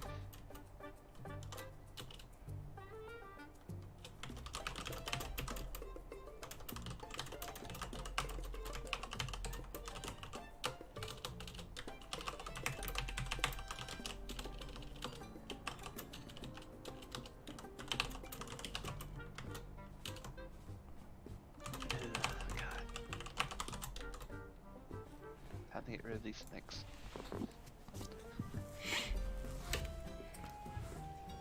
you don't like snakes? No, Lord no. Why not? What's wrong with snakes? The fact that them got arms If I- or legs. There's a It snake just- that has arms, and I feel like it's worse. That's just a dragon or a lizard. Man, what is that called? I don't think it's actually a snake. I think it's a lizard. Yeah. It's called an armed snake, but it's technically a legless lizard, which is funny. So you should check it out though. It looks really cool. Yeah, I live in an area where there's quite a few venomous snakes, and so it's just, and also quite a few non. So it's like, oh no, which one are you? Red touches black. You're okay, Jack. I hope that's what it is. I would never remember If that. red touches yellow, you're a dead fellow. That's how I have to remember it. Because we have like copperheads as well as rattlesnakes and others. I've always had a really good system for that. It's like, if you see a snake and you're not sure if it's poisonous, just don't ever fucking touch a snake. Like, I realize there are situations where that doesn't work, but compared to like my cousins and my sister that just have this proclivity for like, look, a thing, let's go get it. It's like, just leave it there. Just don't touch it. Why are you harassing the animals? Please stop. Please stop. Yeah, sorry, Hashy Brown. No, I will not go to a reptile con with you. Introduce you to all the good, cool snakes. There are a lot of really good, cool snakes. It's just, I know they're not slimy, but in my mind they look slimy. And Yeah, they feel really cool, honestly. Like, because yeah, you're like, is this going to be like a worm? No. And it's just like, ooh, slick. yeah, They're smooth. we also have like a reptile zoo just down the road. Feeling a little called out on the beefy snake dudes. Hey, no, beefy snake dudes are fine. I prefer to draw curvy snake ladies. Because curvy snake ladies is way more fun to me. Is the Yonti gonna turn out looking like one of the Sanderson sisters? Pictures. Send me pictures. Unless it's inappropriate, in which case, I don't know. We'll find out. Anderson. Yeah, I mean, okay, people want the YouTube, the only chat. So I guess we can do that next month. I'll put up a poll on the Patreon and the YouTube page, and I'll have people submit stuff, and we'll set up a viewer suggestion just for that. How do I send pics? Jelly Jammer, we are currently talking in the voice channel Cat under Livestream and recording on the Discord. There should be a link to the Discord down below if you'd like to join. You can just post pictures there. I also love to draw curvy snake ladies. I don't do it as well as you and Jonas, though. Jonas has a knack. Jonas has a knack for curvy snake ladies. So, all props to Jonas. I'm going to make her real beefy, though. She's going to have some snake guns. I mean, it's a constrictor, so That's what I'm saying. That would have some good.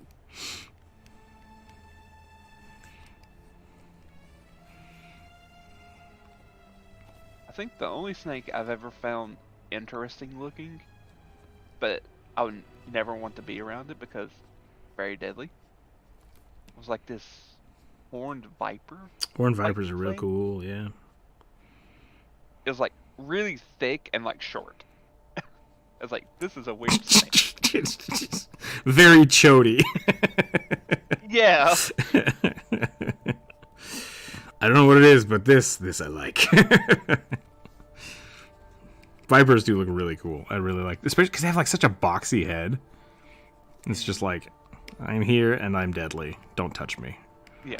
Because I can always tell what a viper is. Like, that's a viper.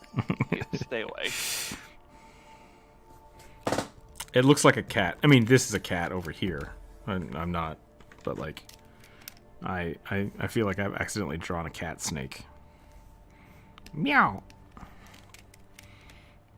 Oh god, that is a chunk snake. That's like almost salamander.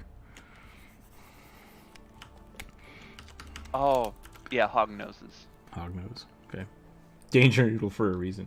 Did you do a video on wizard spellbooks? What can and can't be a spellbook and different reflavors if you not can you? I have not done one of those. I've done a thing on like magical weapons as players. So yeah, I guess that's an interesting concept. I like that. Like what to take for your familiar and or magical item. That could be a cool video. I have so many video ideas. I'll write it. I'll put it in the book for sure. I have a list. So, the snake I was talking about is called a Gabon viper. And they're very, as I described them, very chunky. Very chunky. Oh, Ashy Brown, that one's pretty cool. Got like eye antennas. Oh, it's a very short snake, yep. And there's like... Boa Sanderson? No, that is not. I don't know what that is. I hope she's not going to look like that. No offense. No offense, but not what I was planning on.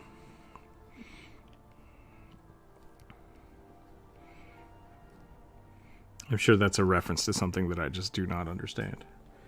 My favorite viper is the Iranian spider tail viper. It's like an earth elemental snake in real life. The tail structure that resembles a camel spider to lure birds. Nice. One Piece lover, I see. Yeah, is that a One Piece fan? It is. Okay. Yep. Gaboons are some of the biggest vipers on Earth and hyper lethal. All right. You die by looking at them. I would. I give up. Yeah, they have like a really bad, like, obviously deadly bite because they're venomous, but also a really powerful bite because they're so muscular. And it just like pumps you full of. The venom is superfluous. It's just extra. Yeah, it's like, here's lots of venom. We're just gonna like replace half your blood with it. The Trocor snake. That's the embalming thing that sucks out your in juices and replaces them with the now in juices. Sorry if that was graphic. And I used it to pry out a amulet in our Pathfinder game. That's right. I had to play up some sort of bird aspect for my Tengu, so. So autopsies are here. I'm a bird, so I am skilled in mummification processes. Well, like, Drew was describing the room we were in, and it's like embalming tools, and I said I'd take the shiniest looking one. That's fair. And so he's like, "Yeah, you pick up a Tracor." Like, I think I know what that is. Google it. Yep, I know what that is.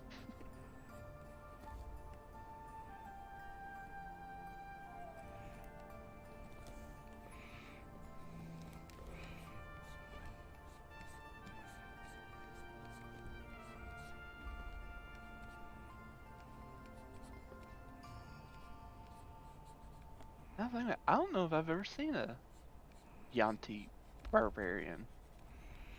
I mean, there probably a few out there. So yeah, the Yanti a lot of the times what I see people playing Yuan-Ti, they play a pureblood Yuan-Ti, and because of just the, like, kind of the, I was gonna say seductive, the seditious, like, they're meant to be rogues. They're meant to be rogues, and like, so a lot of people play them either very roguelike or very magically based because they get a lot of cool little, like, shifting abilities. But there are also the monstrous version of the Yuan-Ti, which I'm a big fan of. Their base class is essentially a barbarian, or a fighter, and usually grapple based because they have, like, snakes for hands. So they got weird. They really went wild with the Yuan-Ti monsters. Yeah. Which I'm okay with, mostly.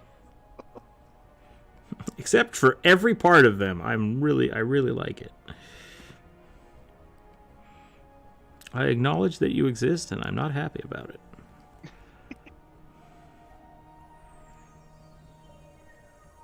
Because there's, like, the Yuan-Ti Anathema, which I guess is like a Yuan-Ti's version of a Drider. Yeah, so yeah, the monstrous Yuan-Ti are purposeful. They choose to augment their bodies to become more snake-like. And then the other ones are people who are turned into snakes, essentially. Because, like, some were people who were turned into snakes, so they have, like, just a simple snake head. Yeah. Or snake arms. And then there's, like, one that's, like, Naga body that has, like, 6 or 7 heads on it. It's like, too many heads, put that back. Hydra Yuan-Ti. Yeah. Hydra Yuan-Ti sounds pretty awesome.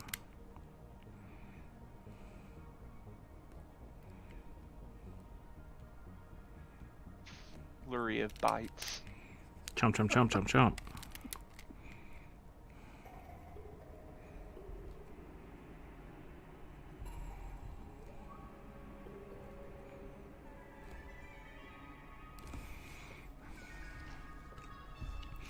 Big old grabby mitts.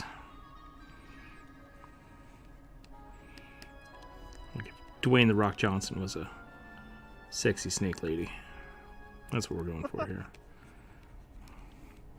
He was the Scorpion King, so he's got the pinchers already. Yeah. He could do snakes. I actually like that movie. I know a lot of people crap on it for its bad CGI. I was like, I was a kid, I enjoyed it. Yeah, I mean, the nostalgia, it's definitely, like, it's a good movie. I have no real qualms with it. I also liked the Scorpion King movie. I thought that was fun. Like, it feels like Black Adam is sort of like another version of the Scorpion King. Like, kind of just been placed as a king over people and typecasted. Kinda.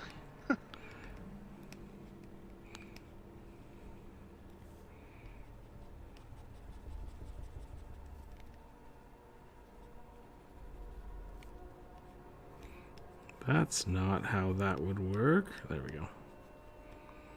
Screwed up this bicep.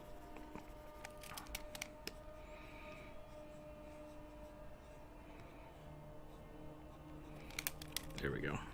Tricep should actually be down here. Oh. Thank you, Dr. Randall. Okay, let me reread this. Hold on. Titan Boa is a special cool snake. It stinks, but it's the largest snake ever. My favorite vipers. They read that one. Okay, blah, blah, blah. This is One Piece reference. Got it. Vipers with those 3-inch long fangs. He's scary. Trocor snake is apt. I forgot to give a Tengu an ancient elvish trike. Yeah, Trocor. That would be pretty good. Tengu's needed. If you survive. It came in handy. It was the one my brother and I played until the VCR tape broke. Nice. That was me with the first one. I definitely watched The Mummy back to back. Like, yeah. 100%. I just remember being like a little kid loving the little pygmy mummies. Oh yeah, those were creepy. Like, creepy and funny at the same time. It's like, I enjoy this. Because I remember I was sick with like the flu or something, and my mom came home and was like, "Here, I've brought you the mummy. Like, Yep. live through it or enjoy your last hours." Well, it's the second one, so it's like because I already had the first one and the second one came out, which Okay. I don't even know if it went to theaters. I think it was just straight to VHS. So we did a thing where I asked for a boa, and then the chat got flooded. So I'm now no longer reading chat while I look at this picture of the boa for a little bit. So just everybody hang tight. I'm going to try to get some of the patterning here. It looks like I just have like spots. Spots and green. And then black around the eyes.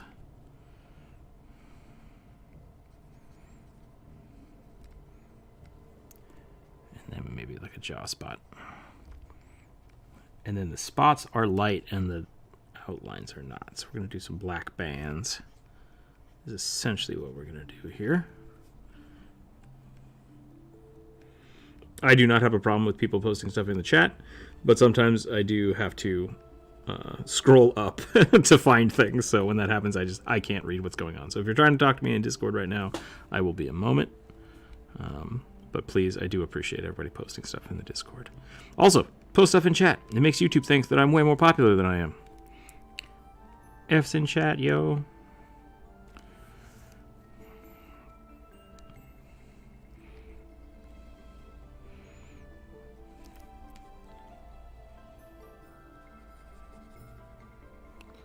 What does the bottom side of a snake look like? We'll just do something like that.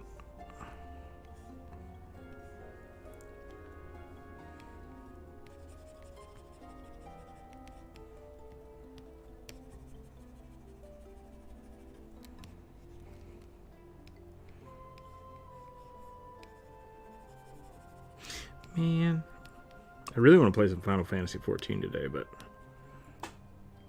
I have to work on that game now. So I gotta find a good balance. I gotta find a better life balance for Final Fantasy. I haven't been able to play it much this week. And by that I mean I think I played once. I played a little with Burning yesterday, that was fun.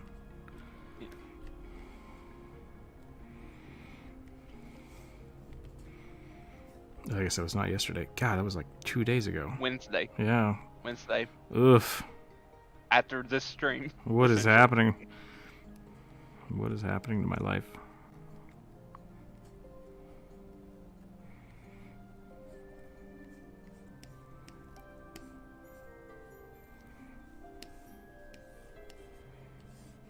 Okay.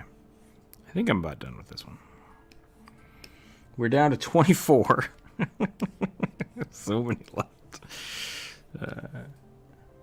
Belly scoops. You fool is a mimic trying to eat you. This is a mimic free zone. This is a mimic free zone. Definitely not a mimic.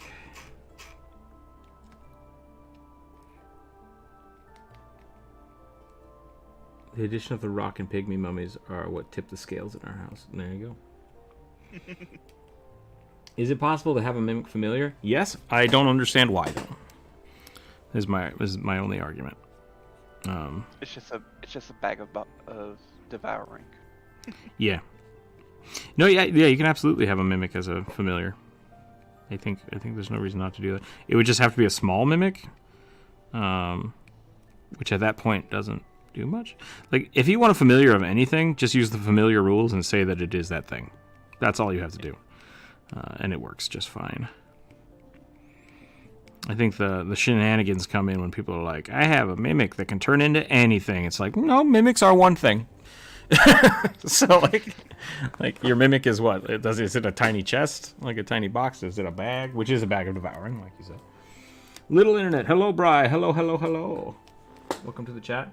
I think somebody drew your suggestion earlier. I'm not sure if it got done. I got distracted. I think Ambrosia drew it.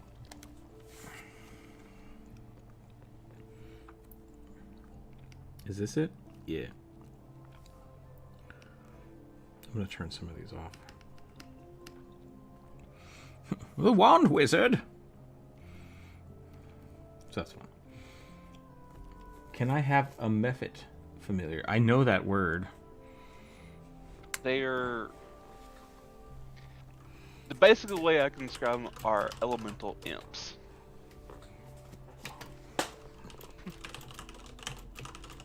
I don't know if Bride's actually in the chat, so I'll just say hello to him in the...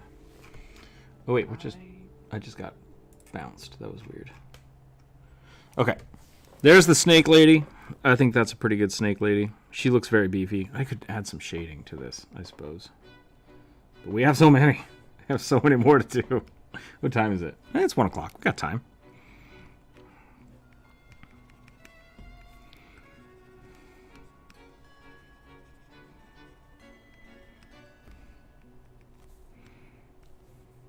I feel like maybe I should give her a dress. Even though it's a snake. So the YouTube gods don't yell at us. We should give her a skull belt. Hell yeah. Nothing beats a grapple monk except a grapple monk with a pointy belt buckle. Man, people don't utilize armor spikes enough. I'm just saying. Like, they exist. They're in the game. People just don't use them. Armor spikes are great. Highly impractical. Not really. 15 gold, slap that on your armor. Anytime somebody grapples you, boom. Stabby stab. It's good stuff. That was essentially what the Battle Rager was. Yeah. Yeah, the Battle Rager was like... I think they were automatically proficient with armor spikes. Yeah. And shield spikes. Shield bosses. Quasit elemental air imps. Yeah, I don't see why not. I think that's totally fine. Are you in Utah for it to be 1 o'clock? I'm on the West Coast. I'm in the greater Seattle area, I think is the best way to say it. Basically, they're constructs. Okay. Damn, your art is awesome. Thank you, Kyle. I appreciate that. Feel free to check us out on Twitch. We're usually drawing there every other day. As well as you're free to use this artwork for your home games. If you want to play a beefy snake lady, you're very welcome to use it. If you join our Discord, all of these will be posted in the Discord a little later. And yeah, what were you saying, Corvus? I'm sorry. Oh, it's fine. I was just saying, or you could have them fight a buff giant snake lady. Yeah, if people use my artwork for their monsters, I would love to know how that goes. I'm also open for commissions if people would like to commission their own characters, as well as the Patreon is always available for suggestions and stickers and stuff like that. So, and check out that sweet Yanti video we did. Yeah, go check out my Yanti video. It's been a while. That was an old video. It's been a while. I think that's like 2 or 3 years old now. Go check out the. Autonom video. Thank you. Hashy Brown, is that appropriate for the voice channel chat? Yeah, that looks fine.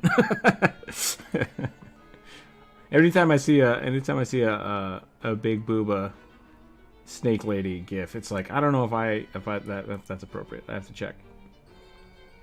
Now I want to play Yanti. Yeah, Yanti are really cool.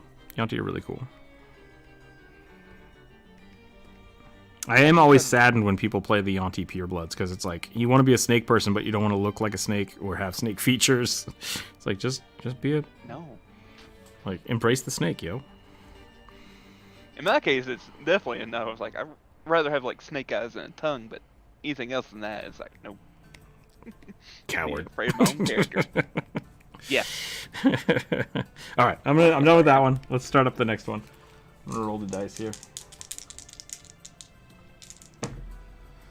6. So the method plot reminds me, I tried to befriend a method in a homebrew campaign. It was a little mud method. Okay, an old Warforged Ranger with a shotgun. He's full of holes and infested with rats. He's a swarm keeper. I like that. All right. I'm probably not going to draw the shotgun just because of YouTube, but we can draw a rat-infested Warforged. I think that's pretty cool. Cheese golems. What's that? The cheese golem. Cheese golem, yep. It's been a while since I've heard the cheese golem. Was it a cheese golem? Or I think it was a potato golem. Mashed potato golem, cheese golem, and there was one other thing, I think. But man, I don't know what happened to that. It got away from me. That was back when the Discord tried to start a cult. And everyone asked you to draw mimics almost every other day. Yep. Mimics and cheese golems. You know what a cheese golem looks like? A regular golem. Yep. I'm a wet blanket. That's what they call me. Call me wet blanket Rook. Reject humanity, embrace the snake. I mean, that's what the Yanti want you to do. Are Mephits elemental gobos just with wings? I think that's a pretty good one. Yeah. Look at it that way. I am back in the Discord, by the way. I can see people's stuff again. So.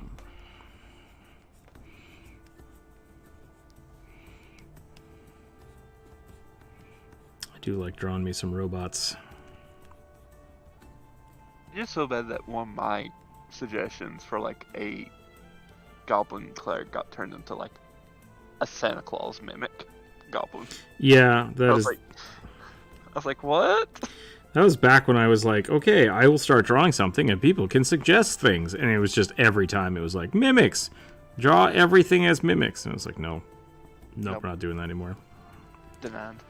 I am party pooper. Party pooper Rook.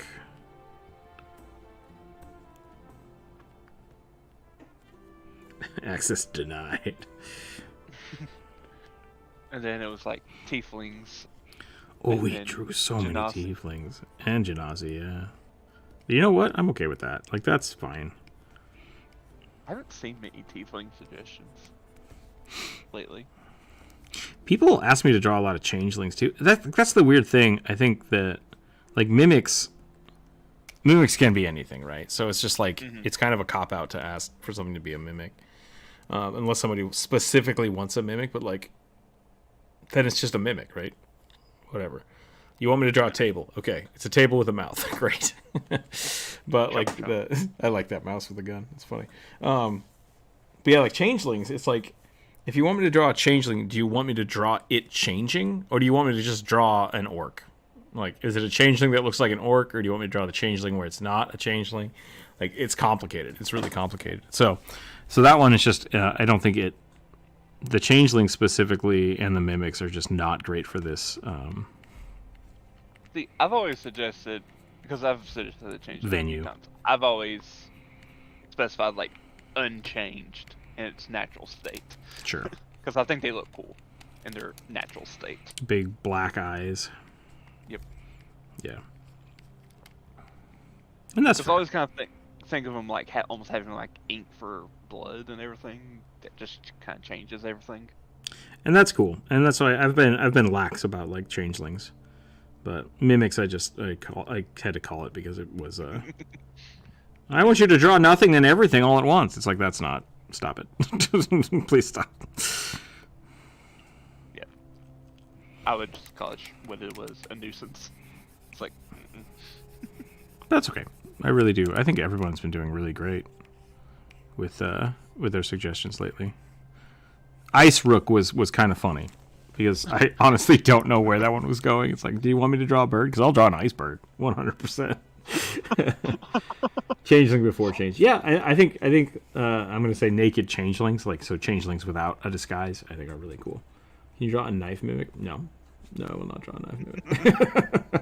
Zaren did a whole video with guns, so you should be safe. I mean, yeah, it's fair. Like, YouTube's been pretty cool about that as long as you're not doing anything inappropriate with them. So a character with a gun should be fine, but... Yep. Maybe at rest.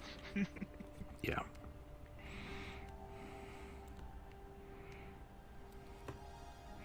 Angel with a shotgun.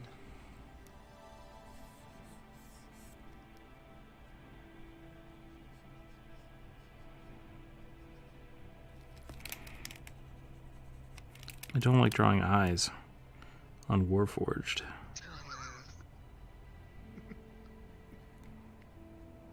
How do they see? Their bodies are made out of trees, so, you know, I think that's the least of the...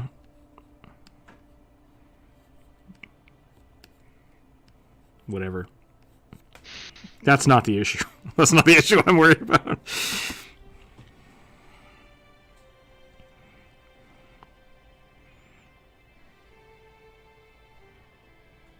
I'll never get over the story that you posted one of your Warforged characters on like the Warframe Reddit. Yeah. When I released the Warforged video, a whole bunch of people were like, "This is awesome. It reminds me of Warframe.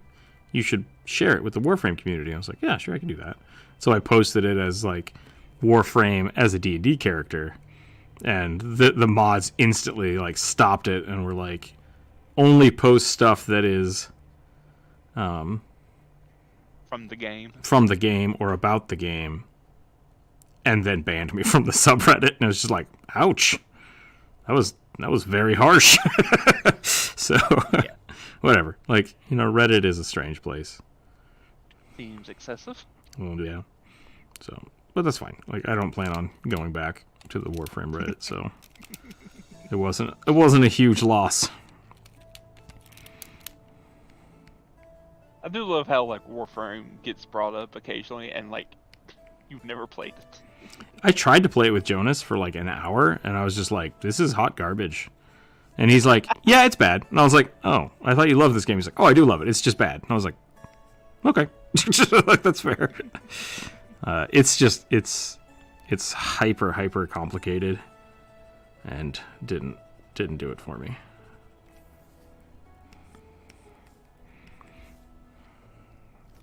Okay, so I'm gonna rip apart his abs,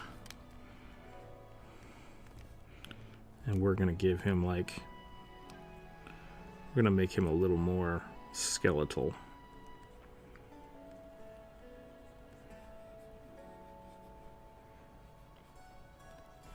And we're gonna put a little rat in here. It's just hanging out. Okay, what's up?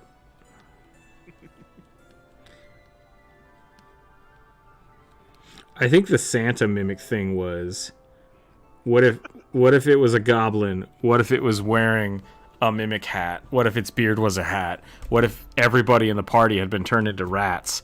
And then, so it's just like, it was like 45 things in one picture, and it's just like, let's not do this again.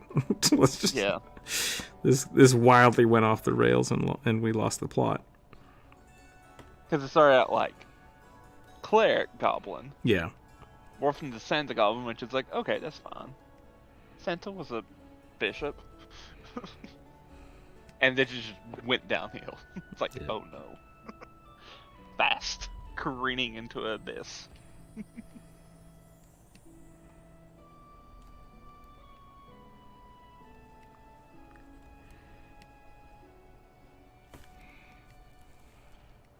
I want a wall mimic. Like, it's just a... I really like door mimics. I think door mimics are a great idea.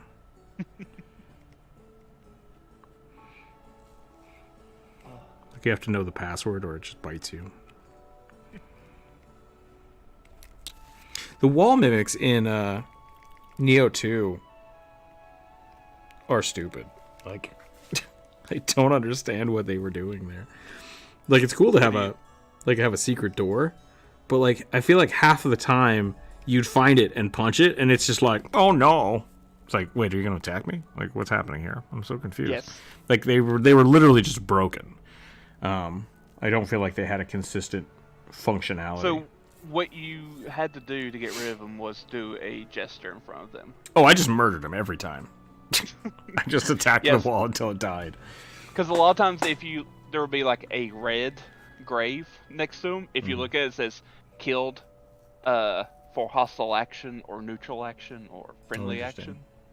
And then you gotta like do whichever type of emote. Enjoying a game equals a good game. Yeah, I mean, that's the thing. Like, Jonas played the hell out of that game. It wasn't something I could get into, so not fun for me.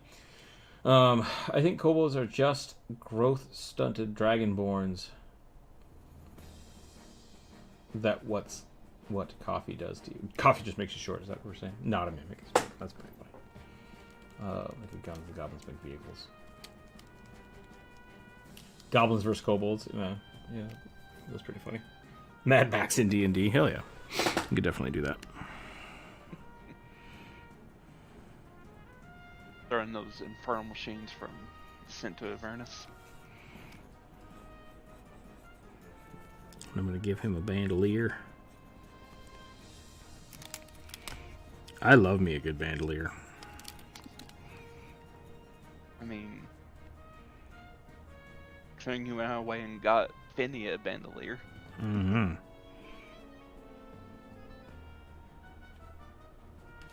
I think Goo has a bandolier, but I don't think I actually used it. Because I never actually had to reload. Yeah. Yeah, guns in D&D are weird because of the the turn-based mechanic mentality. Yeah. Because like in Pathfinder, it's just you take an action to reload it. So it's like a 6-second action to reload, or millisecond. I think in Pathfinder First Edition you could use your, like, that's one of the uses for grit, was to like instantly reload instead of it taking a whole action.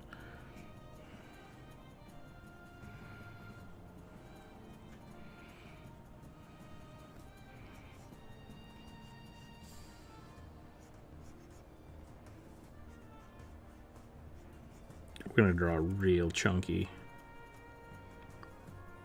boomstick here.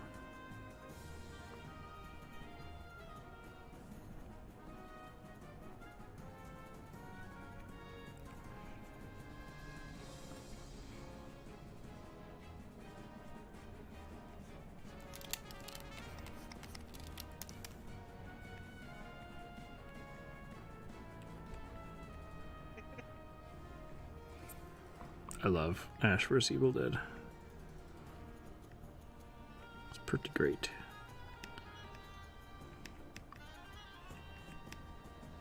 A little gratuitous at times, but I mean, it is Evil Dead. yeah.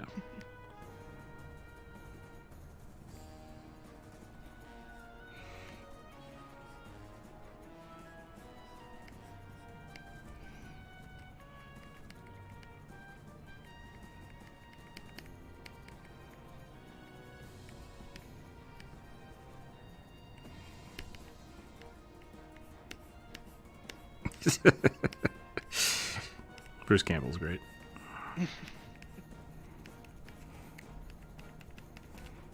Oh. What's that one outlaw alien from Star Wars you talk about all the time? Cad Bane. Yes. Did I draw Cad Bane on accident? The hat, to me, is selling as Cad Bane. It's like Cad Bane Warforged. With rats. I'm okay with this.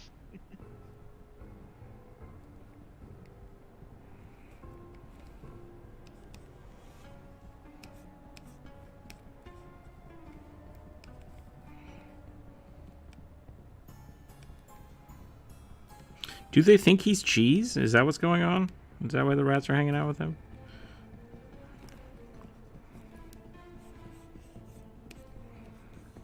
Maybe they fetch him things.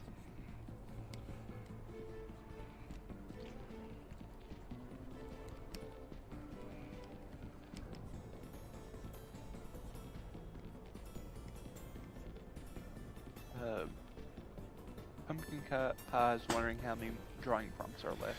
How many drawing prompts are left? 23. I was going to roll. You're welcome to roll and draw if you like. I will let you know. YouTube crashed on my phone and now I'm back. No problem. A little bit.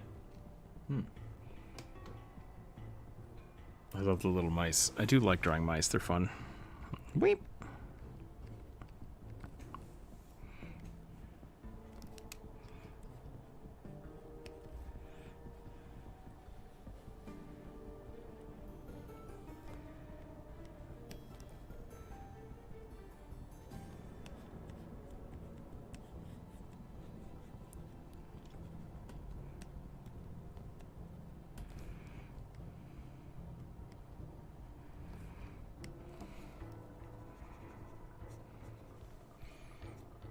If you'd like to give me a number, I will tell you. The rats maybe are piloting the Warforged. That could be funny. And that is how mimics go. Rats all the way down. What if? It's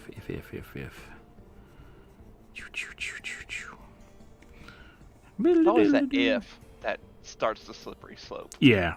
But if. And I really do think part of it is just like having more than 2 people working on a design is just chaos. At a certain point, you just have to be like, nope, it's just that. It is just this. So I always like suggestions, but I have to not take them most of the time. I'm pretty happy with this. I'm pretty happy where this is going anyway, so I think we're about done with it.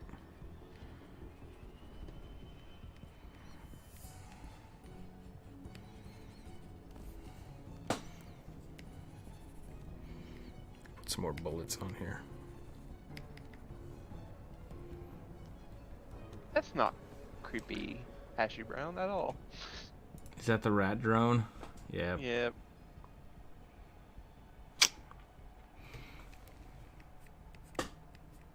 Not appropriate. Not appropriate. Banned. No, it's fine.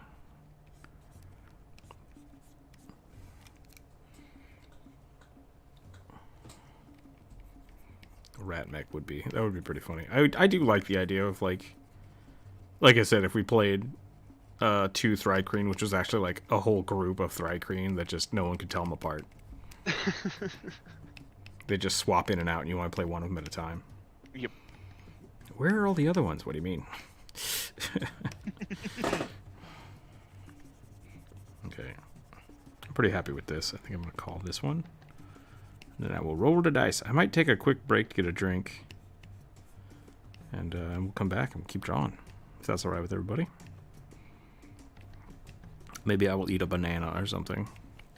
That seems like an appropriate thing to do.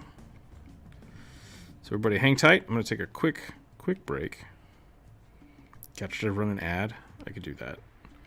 I think most people wouldn't notice, but we'll do that. I'll be back in 1 minute. Everybody hang tight. Hang tight. And then you you roll a 20, which is going to be a halfling, strongman, and juggler, rune knight / bard. I like a ruggler. So a ruggler, a rune juggler? No, just a juggler. I'll be right back, everybody. Hang tight. And then I will roll the dice and we'll start some more stuff.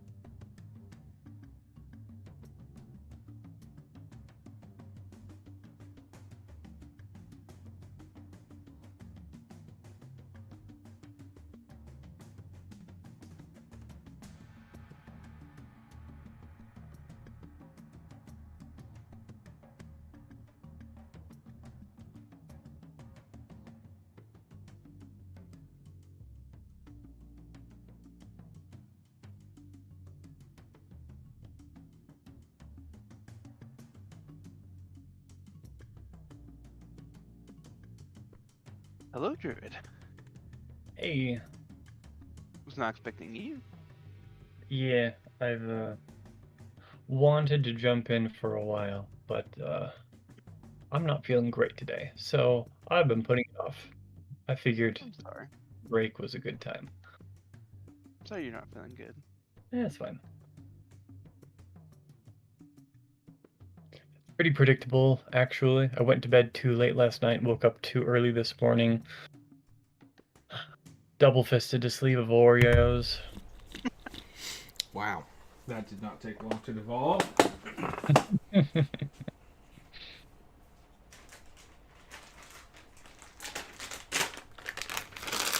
Yeah, these are mine.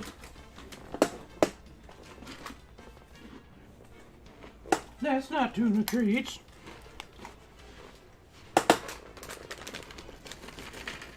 I'm gonna eat pretzels on stream. Because it's my stream and I can do what I want. Cardinal sin a streak. Alright, Pretzels. we're back. Maybe. There we go. Here we go. You just don't want Rook to see you. Druid, hello, hello. Hey. Okay, hope you're feeling better. I'm not, but I'm functional. Thank you, though.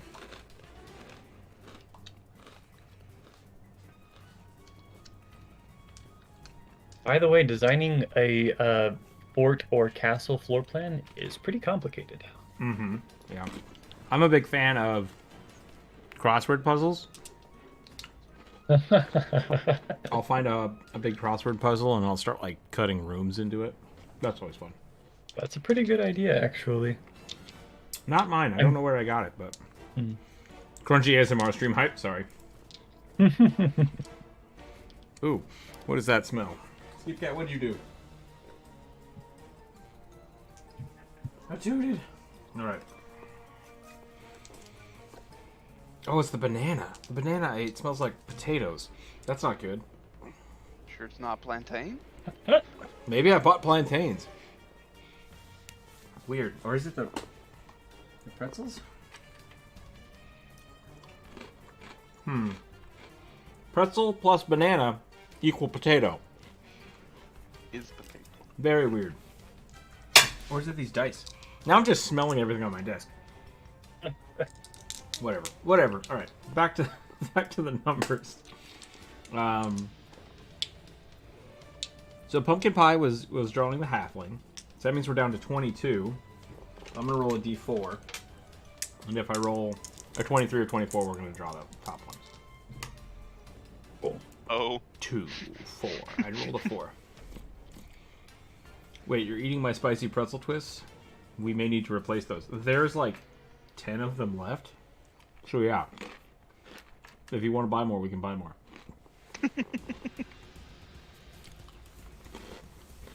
Rinsed.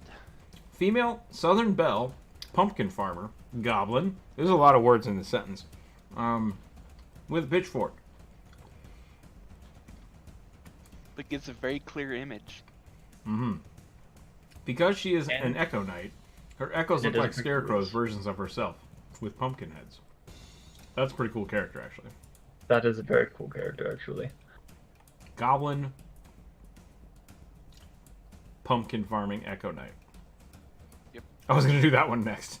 Ah, this one's mine. You're very welcome to draw the same thing if you want. I don't have a problem with that.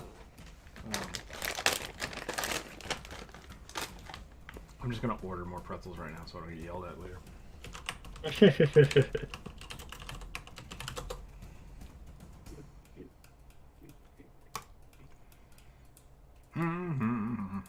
$26. Oh my god. Wait, how many ounces is 18 ounces? Oh, that's a huge bag. That's like that's like 5 gallons of pretzels. Well, just a little over a pound. Yeah, but like a pound of pretzels is a lot of pretzels. Yes. Yes. That's why I had the inflection. Yeah. I did. It's like. It may not have been translated to microphone. I got you. These are pretty good. Sorry.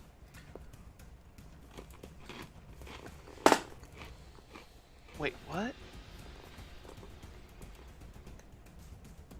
These are pretty good. All right, we'll get these.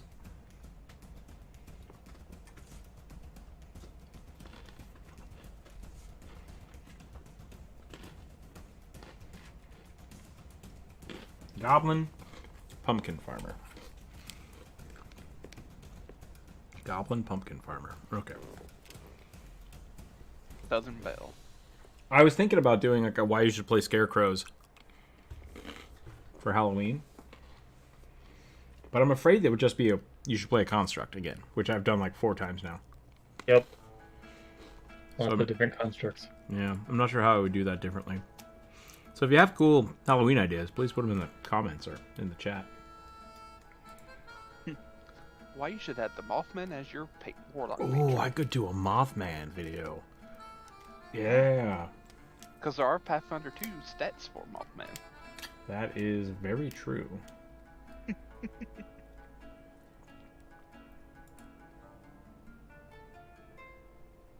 Though I'm a bit biased, I love Mothman.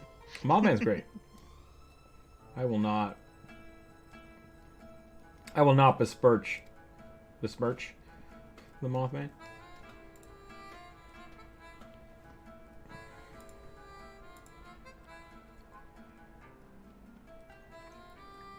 It's a better idea than mine, which was why you should play a Cenobite. Oh yeah, that would be fun. Which is basically just a warlock with a pain fetish patron. Yeah. See you guys. Wish I could fortune on it. No problem, Jelly Jammer. Thank you for hanging out today. Feel free to scream at any of the videos of your choice this week to try to promote them so YouTube does stuff. Yeah. All right. Let's look at this. I want to Got see. one. Here we go. Your Mothman is a level 7 creature. That's surprisingly weak for an eldritch being. Yeah, a party of 4. It means a party of 4 level 7 characters could take it on easily. Well, they are. It's not just one Mothman. Apparently, there are multiple Mothmen. And for Paizo.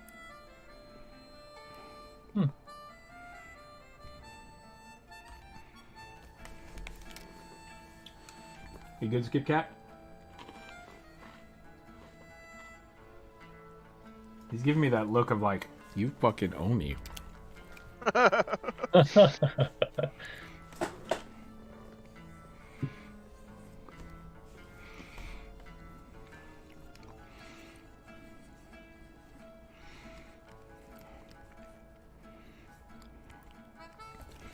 Bum, bum, bum, bum, bum, bum. Imagine having a deity who can take down by a lantern. For the light. I love lamp.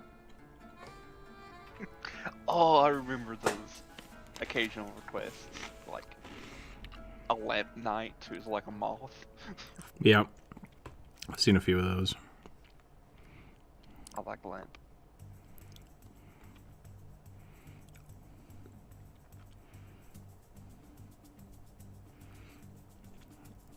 I want this goblin to be very...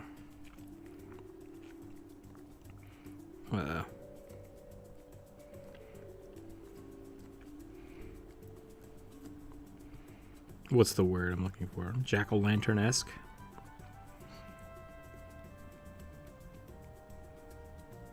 It's the Great Pumpkin, Charlie Brown.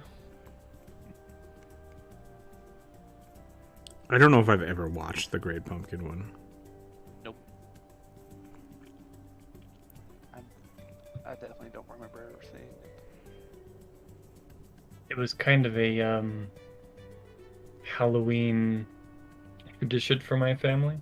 It's fine. Nothing actually happens.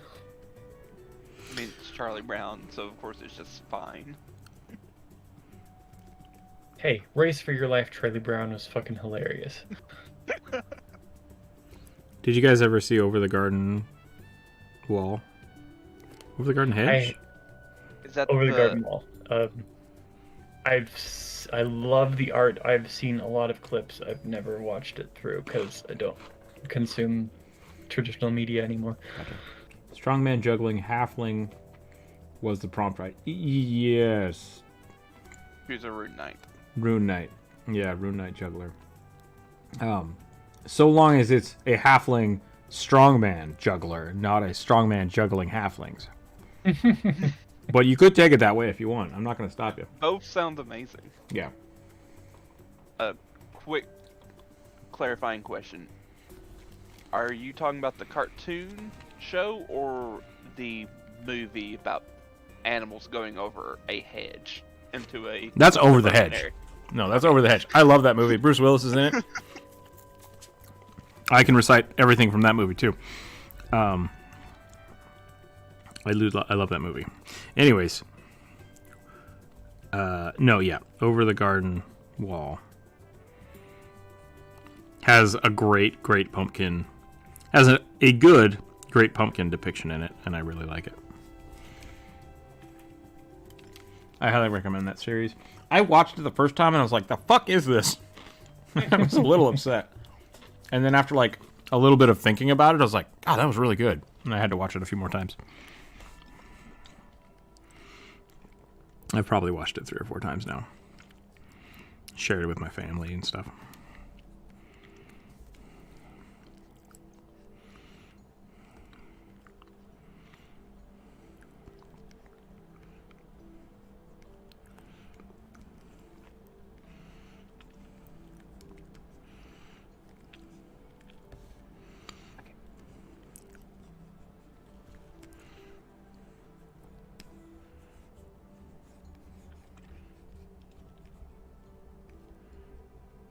So Drew, this is probably my favorite thematic spell I've seen in Pathfinder 2. Moth's Supper. Ooh, yes, I've read this before. It's so interesting. Does it just like eat somebody's clothes? No. So you like breathe out a swarm of moths and butterflies. Oh. And they consume like food and basically any like material that could be used for food. Do is moths consumed eat by them. food? Yeah. I assume. I thought they ate like they eat wool. The caterpillars eat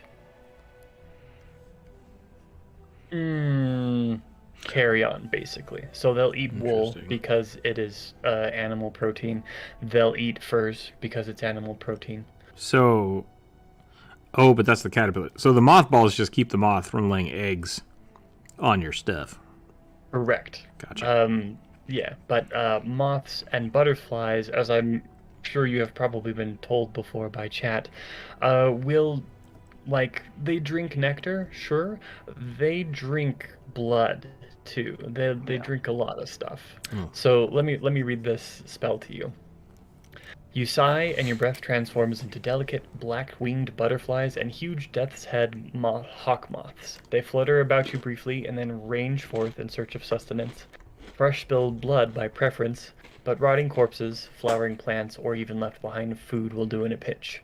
They then return, perching on your hair or shoulders and whispering their secrets into your ears. This has 3 effects.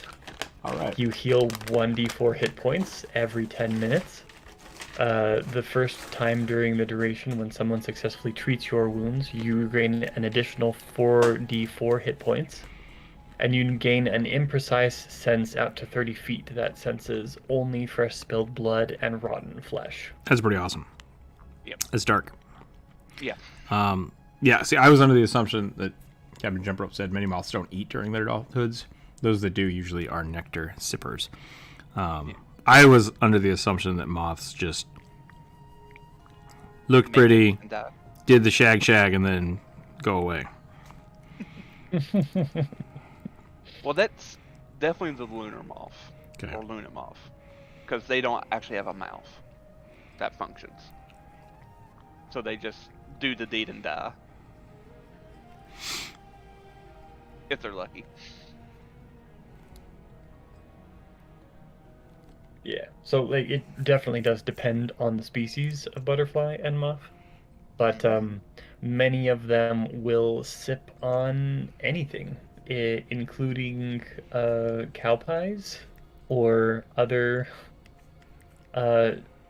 moist turds,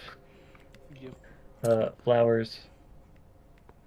I was going to especially ones suggest that have a lot of nectar, fresh blood, gin and juice. rotting but, corpses. yeah. Gin and juice. Yeah. There's only 2 things you should be sipping on, and it's an iced tea or a gin and juice.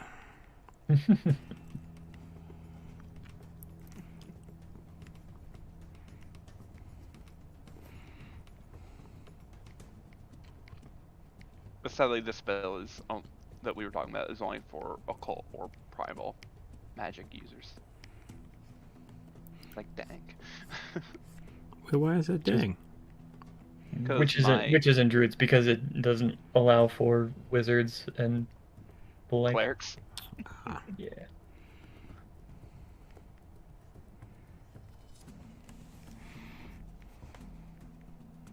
Because that's totally something that Insha would love to use.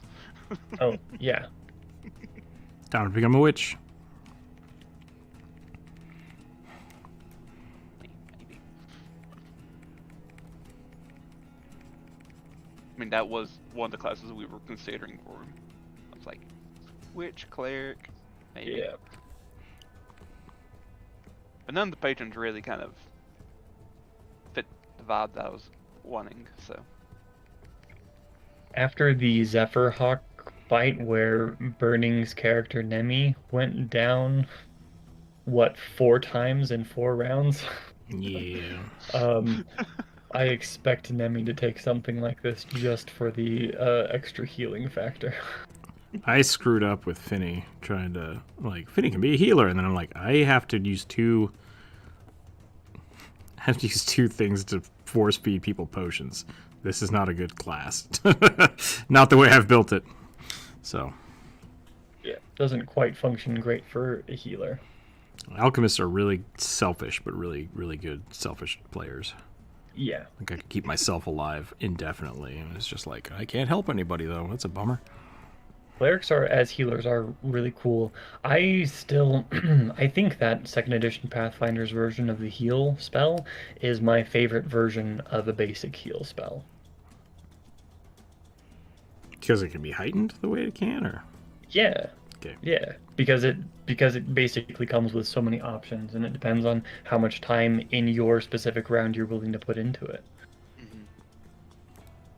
It just feels, 1, really versatile to me, and 2, like it heals enough that it actually matters in battle.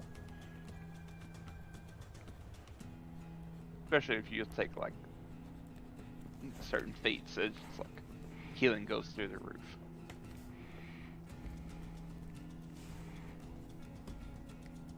Anyway, that is just my opinion. I was always kind of underwhelmed by healing spells in 1st edition Pathfinder, and super underwhelmed by 5e's potion healing rules.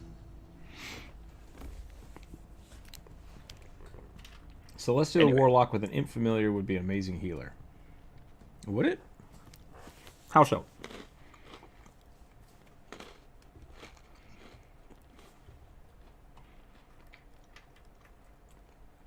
Sell me on that, Western Justice. I'm interested.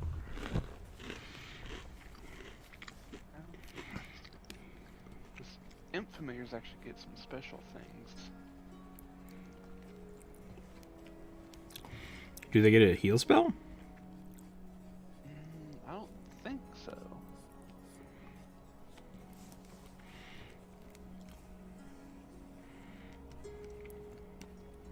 So I know they're very popular because they can turn invisible and shapeshift into small animals. Imps or Imps. Okay. Yes. Like they can shapeshift into like a bat, scorpion, bat, rat thing. Gotcha.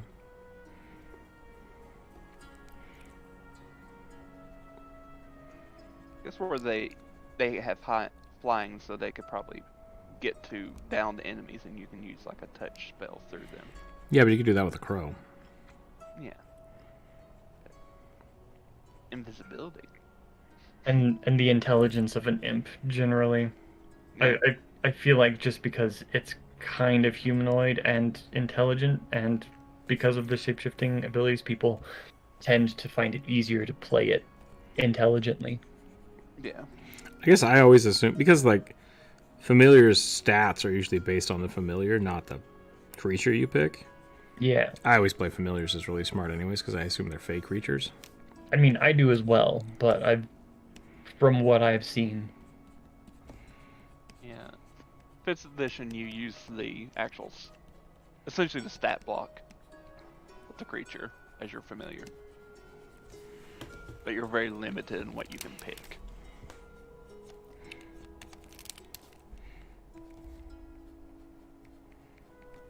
Okay, so I've tried to make this goblin look like a pumpkin. He certainly has a jack-o'-lantern grin.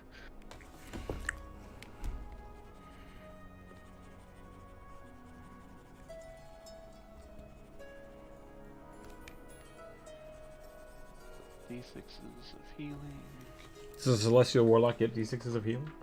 They get D6 plus 1 level as a healing ability and can choose to heal spell, and the imp have hands that can be force feed potions while invisible. That's interesting.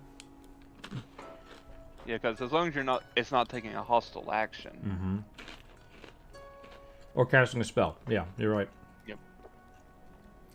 Imps are smart, have hands, and can be invisible and use their own actions. So they can just walk around and dish out healing potions to downed allies. That's why Pact of the Chain rocks. Interesting. Okay, cool. Yeah, I could definitely see...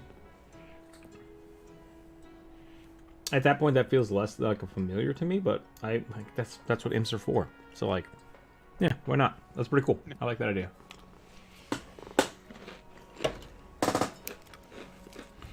Crunch, crunch, crunch. I honestly don't know if you guys can hear that. I hope not.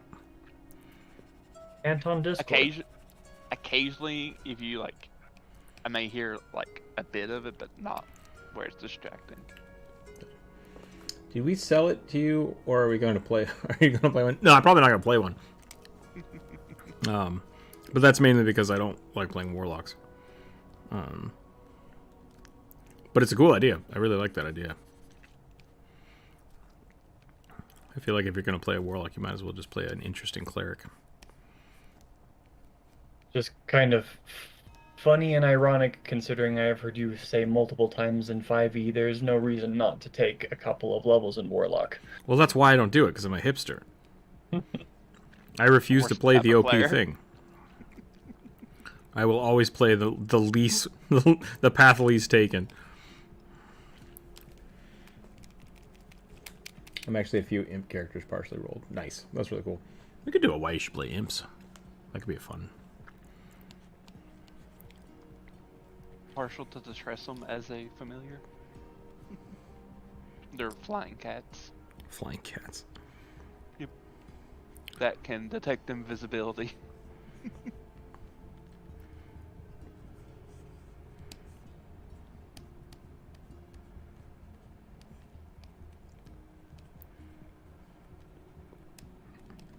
Alright.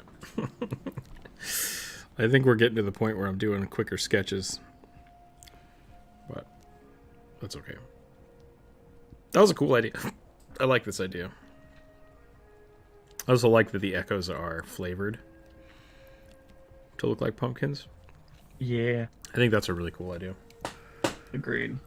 Also, Strongman Juggler, very cool. I like that a lot. Let's roll another one. Let's roll up another one. The Genie Warlock Vassal is the best place to take a mandatory grudge daily bath? Grung daily bath? I am confused about that sentence. There's a lot of words in there that I'm not sure how they fit together. I've lost something. It's because grungs can't have, if they don't like take like a bath or whatever, their skin dries out. Okay. And Genie Warlocks have like a little panic room in their vessel that they have. Pocket bathtub? Yeah. That makes sense. Alright. Because you can like spend 10 minutes and get a short rest in it. Those do look familiar. I'm not sure where those... Are those Pokemon runes? One of them looks like Avatar: The Last Airbender. Oh, okay. One of them looks like it's Duzzy to me. Goliath Pirate Artificer Artillerist, but instead of some impressive inventions, he uses a ship cannon. Did we draw that on Wednesday? Or maybe we were gonna draw it and we didn't. Someone rolled it, I'm pretty sure. I'm pretty sure, yeah, we rolled it. Let me see. Drew, did you draw that and then decide not to draw it? What is it again? A Goliath pirate that uses a cannon? No, I didn't roll that one. I would have been happy to do that one. That one got done. Okay. I just forgot to remove it. We're down to 20.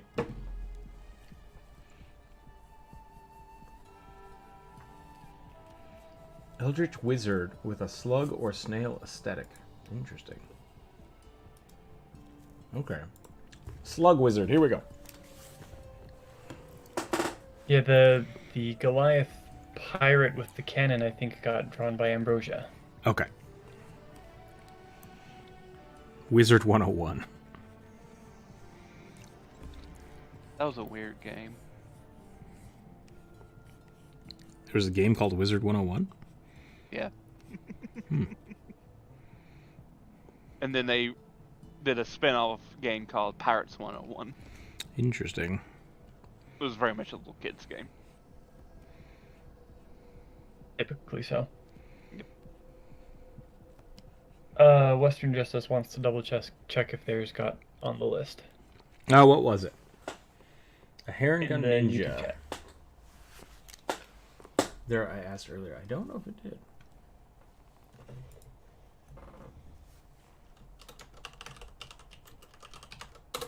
You are on the list. Sorry, I missed that. Because you're a familiar druid.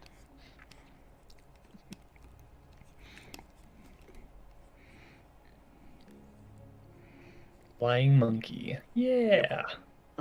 Love it. Oh, that's such good art, too. Is that a capuchin?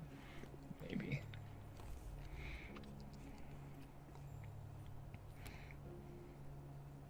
Nope.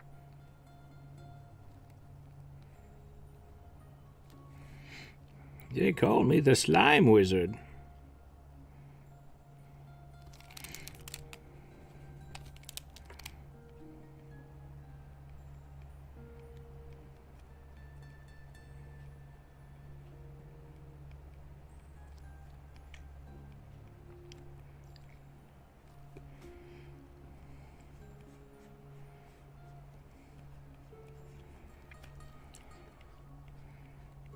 I like the idea that his familiar is a snail that he just puts on his head and then looks through the eyes of the snail.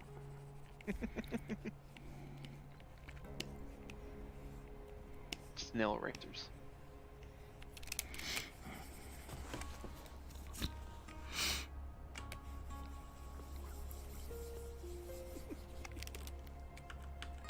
Poor Chihuahua.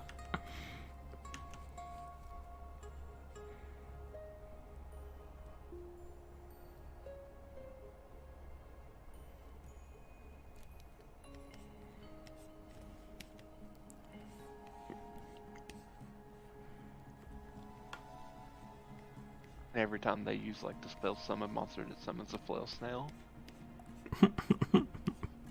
Flail snail, I think, would have to be the like higher level summon. Yeah. There's also magma snails. Magma snails are pretty good. Maybe they're just called fire snails. I don't remember. Flail snail. They're just like the Pokemon. Oh god, did I just convert? Maybe it is just a Pokemon.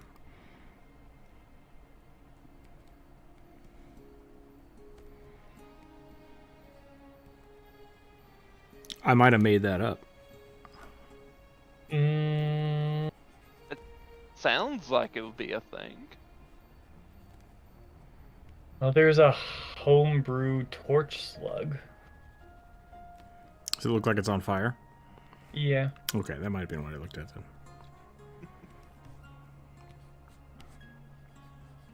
On the D&D wiki.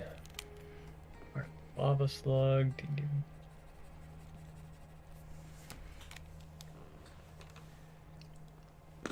Challenge rating 3. What are you doing for Halloween month video of I May Ask? I don't know yet. I have 3 or 4 videos in the works right now. and I'm not sure if I actually am going to do them. I mean, like next. I don't know. I was working on the hero point video, which is I might make it just a short because I don't know if there's really that much content to it. So it's kind of I'm stuck on it right now. But that being said, yeah, I was thinking about doing something like a scarecrow. I might just find a really creepy monster. Because I did like the Doulahan last year. The Headless Horseman. Yeah, that was great. So I might just try to find... Mothman sounds pretty cool. I might just do a Mothman video. I would love to draw a Mothman. And we do need more insect races. Mm-hmm.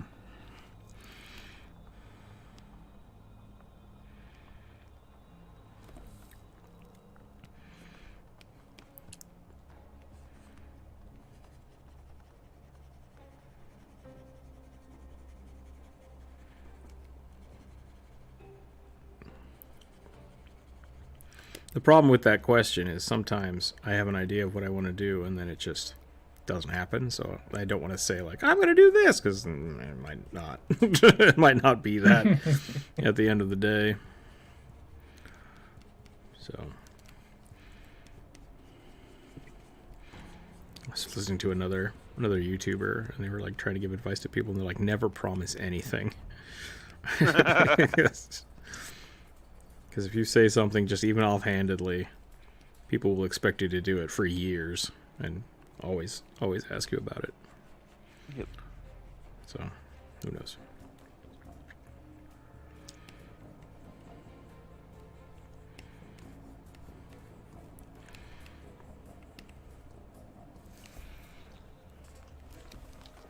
I'm surprised D&D hasn't added a flying spaghetti monster as a warlock patron. I mean, it exists somewhere. Wendigo could be pretty cool too.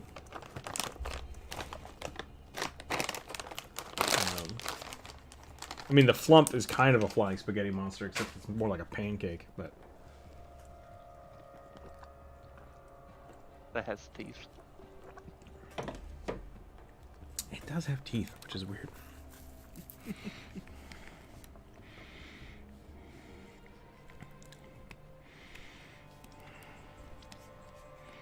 What else would be very snail-oriented?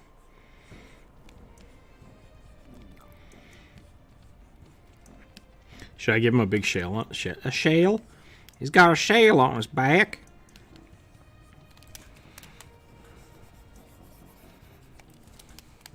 That reminds me of.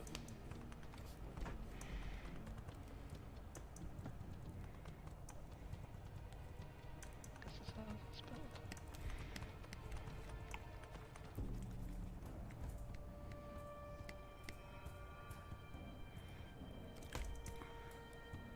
That was the voice of the guy from Gravity Falls. The deputy. I don't know how to read. There you go. That's pretty cool.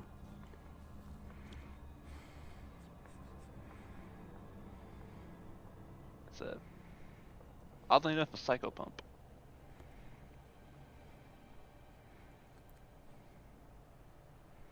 I don't know what that word means. Means Archer of Dead Souls. Ah. I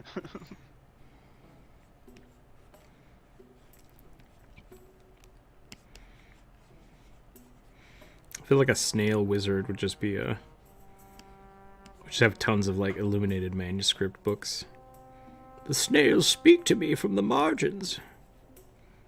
And it's literally illuminate snails fighting knights. Mm-hmm. He just hates armored people. I'll show you. Return your library books.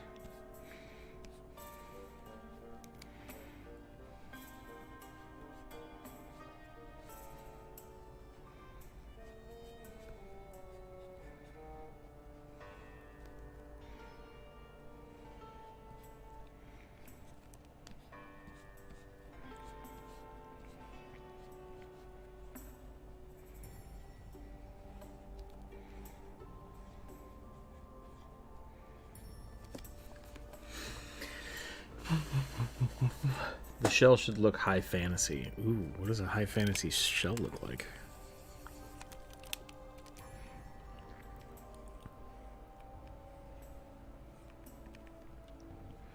Stained glass. What's that? A stained glass shell. Stained glass shell, oh my.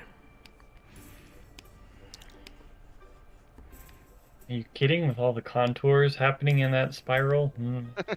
Sounds like a fucking nightmare to draw. That's not how glass works. I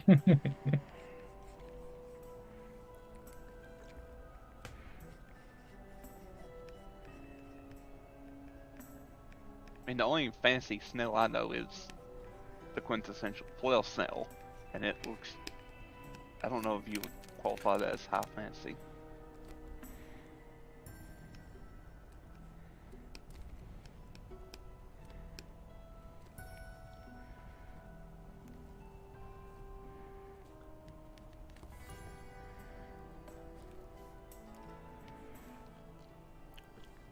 I do like that snail shell from the flail snail. I'll put one of those on his arm. Might make him look more like a Nautilus wizard, though. We'll see.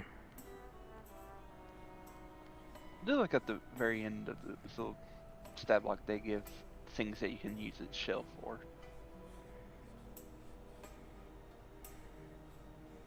Like you can use it to craft a spell guard shield or a robe of scintillating colors. A robe of scintillating colors? Yeah. Look at my distracting coat. It's pretty sweet. I think the flail snail pretending to be human is the coolest thing I've ever drawn in your in your stream. God, I remember that. That was weird. I don't know if I was here for that one. He's got a ruff and everything. Here, I'll post a picture in the Discord. Give me a second to find it.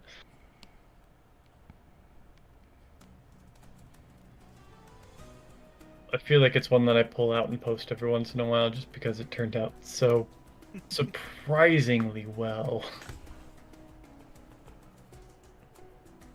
I only know flail snail from Neverwinter MMO.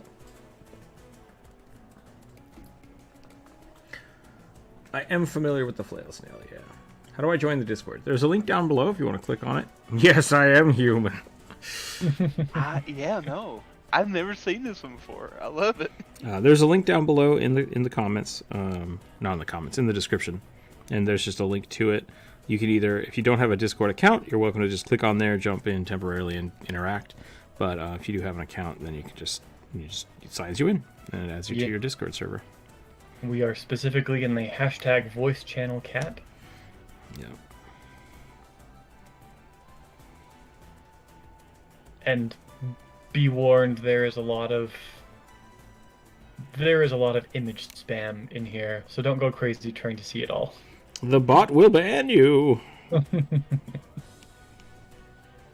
So if you're afraid of snakes, maybe not scroll up too far. Yeah.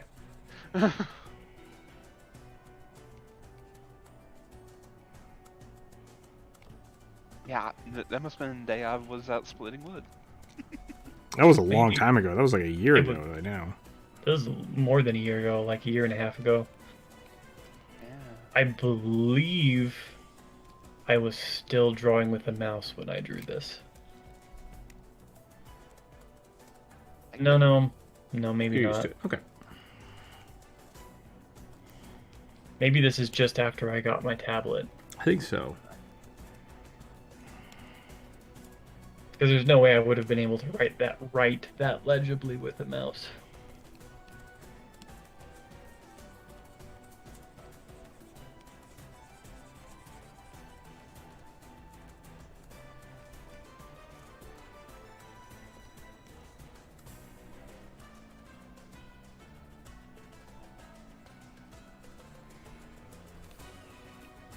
I think that's a good snail wizard.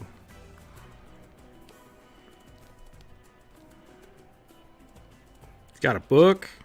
He's got a snail shoulder pad. He's got a snail on his head. Hard to beat. Hard to beat. Got a big old beard.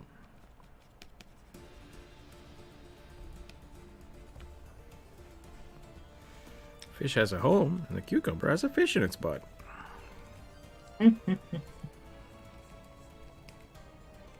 Win-win. It's a win-win.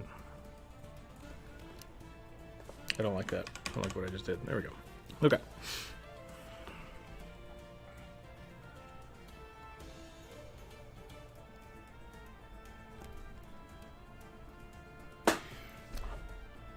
Nice. That one worked out. That one worked out pretty good.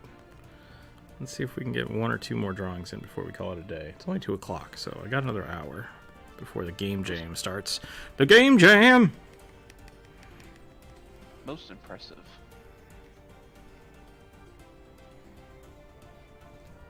Still don't actually know what my... I assume I'm doing art. I'm worried they're going to be like, sweet, can you do some 3D modeling? And I'm going to be like, no. No, I cannot. Blender can do some inappropriate things that will get me kicked off YouTube.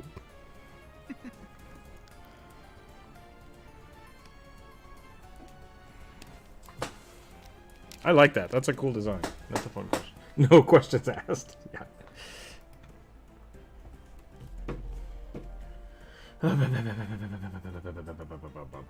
Grung Ranger Druid.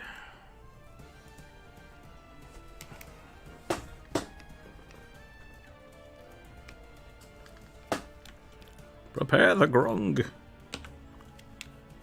So now, Gripply, dart frogs. Yep. Grung, toads. I think that's a fair assessment. I guess. Yes. They don't got the long limbs of like the Gripply. Generally, at least in a lot of the art I've seen of them. They're kind of like shorty boys. We'll do some like tiny Kermit the Frogs.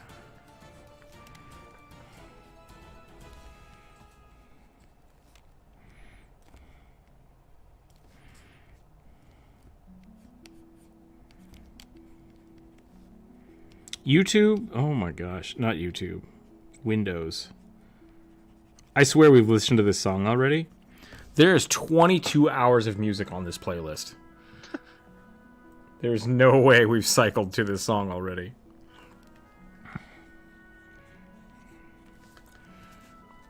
There you go. There's you some grunts. Yeah, this is gonna be good.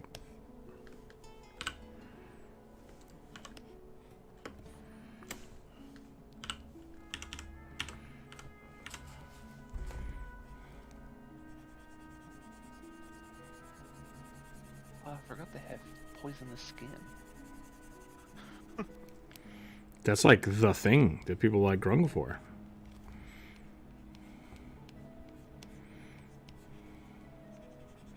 Oh, jeez.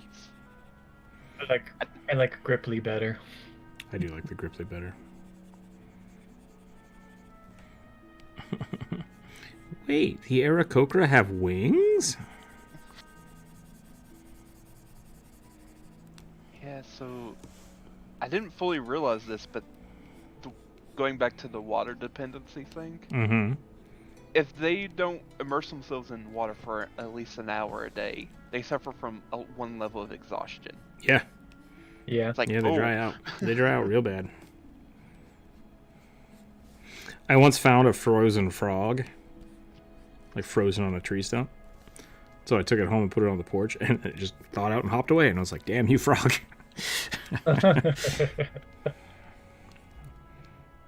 It's Sir Frog.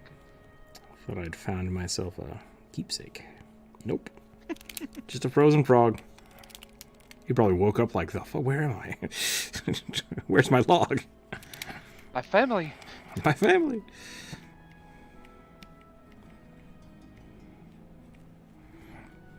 You didn't suck on it to reduce your fever and delirium? Is that what you're supposed to do with a frozen frog? In the last Airbender.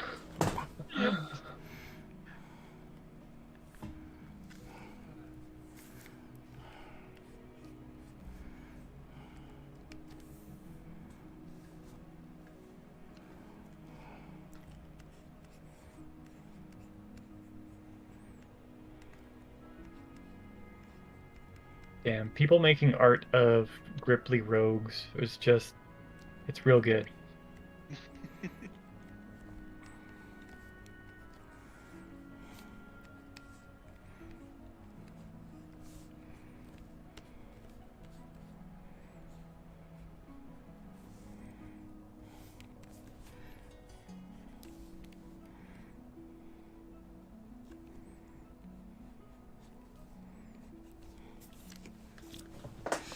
Boing.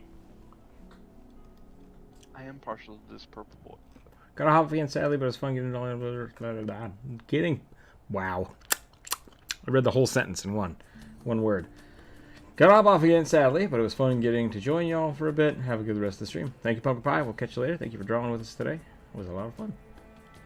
There's a toad person raise, but I can't think of the name of it. No desert. What? Grung, get no hugs from sad boys. Yeah, there's Grung, and then there's the Bullywugs. Bullywugs. Is that what it is? Yeah, Okay. they're the evil frog people. The evil frog people. All right.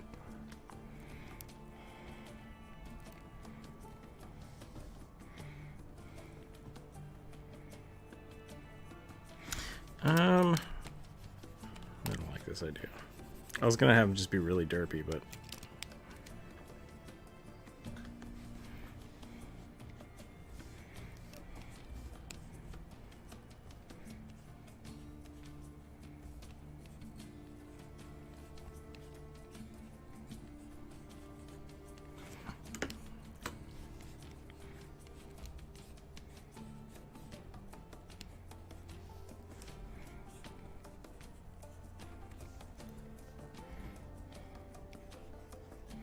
Get the slaughter pretty toad-like too. what? The Flawed. slod. The weird chaos. Oh, the slod. Okay. Yeah. Yeah.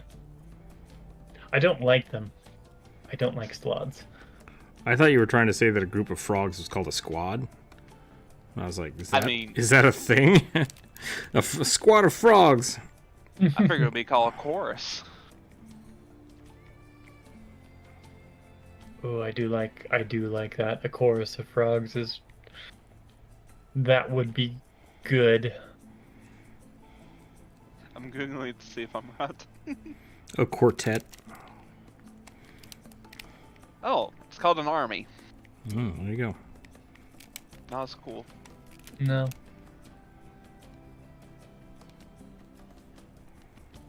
I just need to get on Twitter and have people start trending chorus of frogs.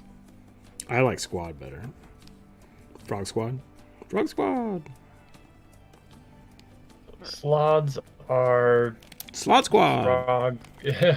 Slods are frog-like demons. Yeah. They're native to Limbo. Yeah. Crazy outer planar shit disturbers. Yeah. I think they're D&D specific. I don't think they're in Pathfinder. Could be wrong. I believe you're correct. Oops, I put the arrows on the wrong shoulder. Oh well. I don't care. All I know is they have played in a campaign where somebody was a spellcaster and they were able to summon a slod, and one of the slod's abilities was if it attacks and hits, like without save, it basically removed the opponent's turn. Oh. That might be. Is that a red slot? There's different colors because one of them's like mind Yeah. control. One of them is like instant death. Yeah.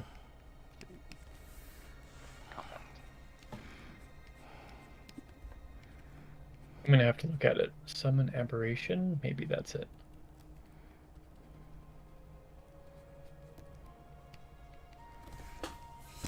A group of frogs. Battle toads.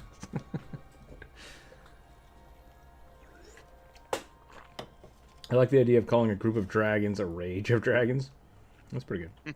That is pretty A good. dragon frenzy. YouTube is freezing up on me. Oh no. Is it on my end? Sometimes I get to a point where everything just breaks.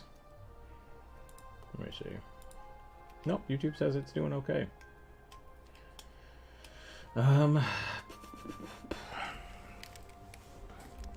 Death slot. Metal band. I think we're getting to the end of the day. We've been here for a Yeah. while. I hope everybody had a good time. I hope some things got drawn that people enjoyed. I think this Derpy Frog Boy is a good place to call it. Which I'll finish him up. Definitely go check out some YouTube videos of mine this week. Like, comment on them, share them with people. I really do think it only takes like 10 people sharing a video to make it pop on the algorithm, which seems really small, but like that seems to be the case. As soon as you hit those few people talking about or sharing, it seems to get a kick. Yeah. So every little bit helps. Every little bit helps, people. I am going to be looking into the Patreon only days, and I feel like if we do that, I think currently there's like 25 Patreon members, so that's still a lot. But if we are sitting down to just do that as a goal, I think I can probably plan better. And yeah, so if you'd like to do that, you're welcome to it. Also, I have the stickers for this month just went out the door today or yesterday. I think it was yesterday. So if you'd like to join Patreon this month to get some free stickers, well, I guess they're not free, but you know what I'm saying. Bugbears get stickers. I can still send those out this month if people do join. Or if you just want to buy some stickers, let me know. I got stickers. What else can I do to make this Frogman more Frog Ranger instead of just Frog?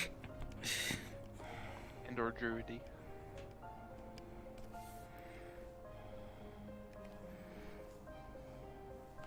I figured you was gonna go with a blow dart gun. Oh shoot, was he supposed to have a blow dart gun? I don't think so. We talked about that earlier, yeah. Yeah. Yeah. Nah, I think Rangers need bows. Bows are great. Bows are my favorite. Always do the bow. Eventually, one of these days, I'm gonna make Pippi. Pippi was my elven archer, and I love her. Pippi Longshanks. Pippi Longbow. Close enough. I was like, this is clearly a Pippi Longstockings joke. It is, yeah. So that character came from Champions of Norath, I think. It might have been the original Baldur's Gate game for the PlayStation 2, because the elven archer had big old ponytails or pigtails. What is it? Which ones would go off the side? Is that pigtails? Pigtails. Why do pigtails don't do that? Why are they called pigtails? I don't know. Maybe because if you have curly hair, you put big loops in them and they go squirrely off the sides. I don't know. Either way, yeah. So I named her Pippi, and I love her, and it's an archetype that I play all the time. Anytime there's an archer with many arrows, I remake Pippi, and she's one of my favorites. Quiver of many arrows. Yep. I mean, there's a reason I have that item. Bow and Quiver of Proliferation lets you reuse magical arrows. Pippi the Ice Archer. Good stuff. But yeah, thanks again, everybody, for hanging out today. I do appreciate it. For all of you hanging out in chat, I very much appreciate it because it helps boost engagement, and I do like talking to y'all. For those of you that suggested characters, I hope your character got drawn, and if not, I will put up a new post on Monday, and people can re-suggest the same ones if you like, or a new one, if you'd like to do that. And we'll go from there, and we'll see what happens. I do like this frog boy. He's pretty great. Should I give him a little,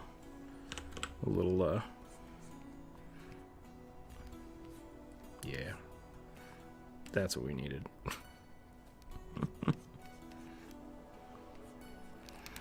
Okay. Thanks again, everybody. I hope you have a wonderful weekend.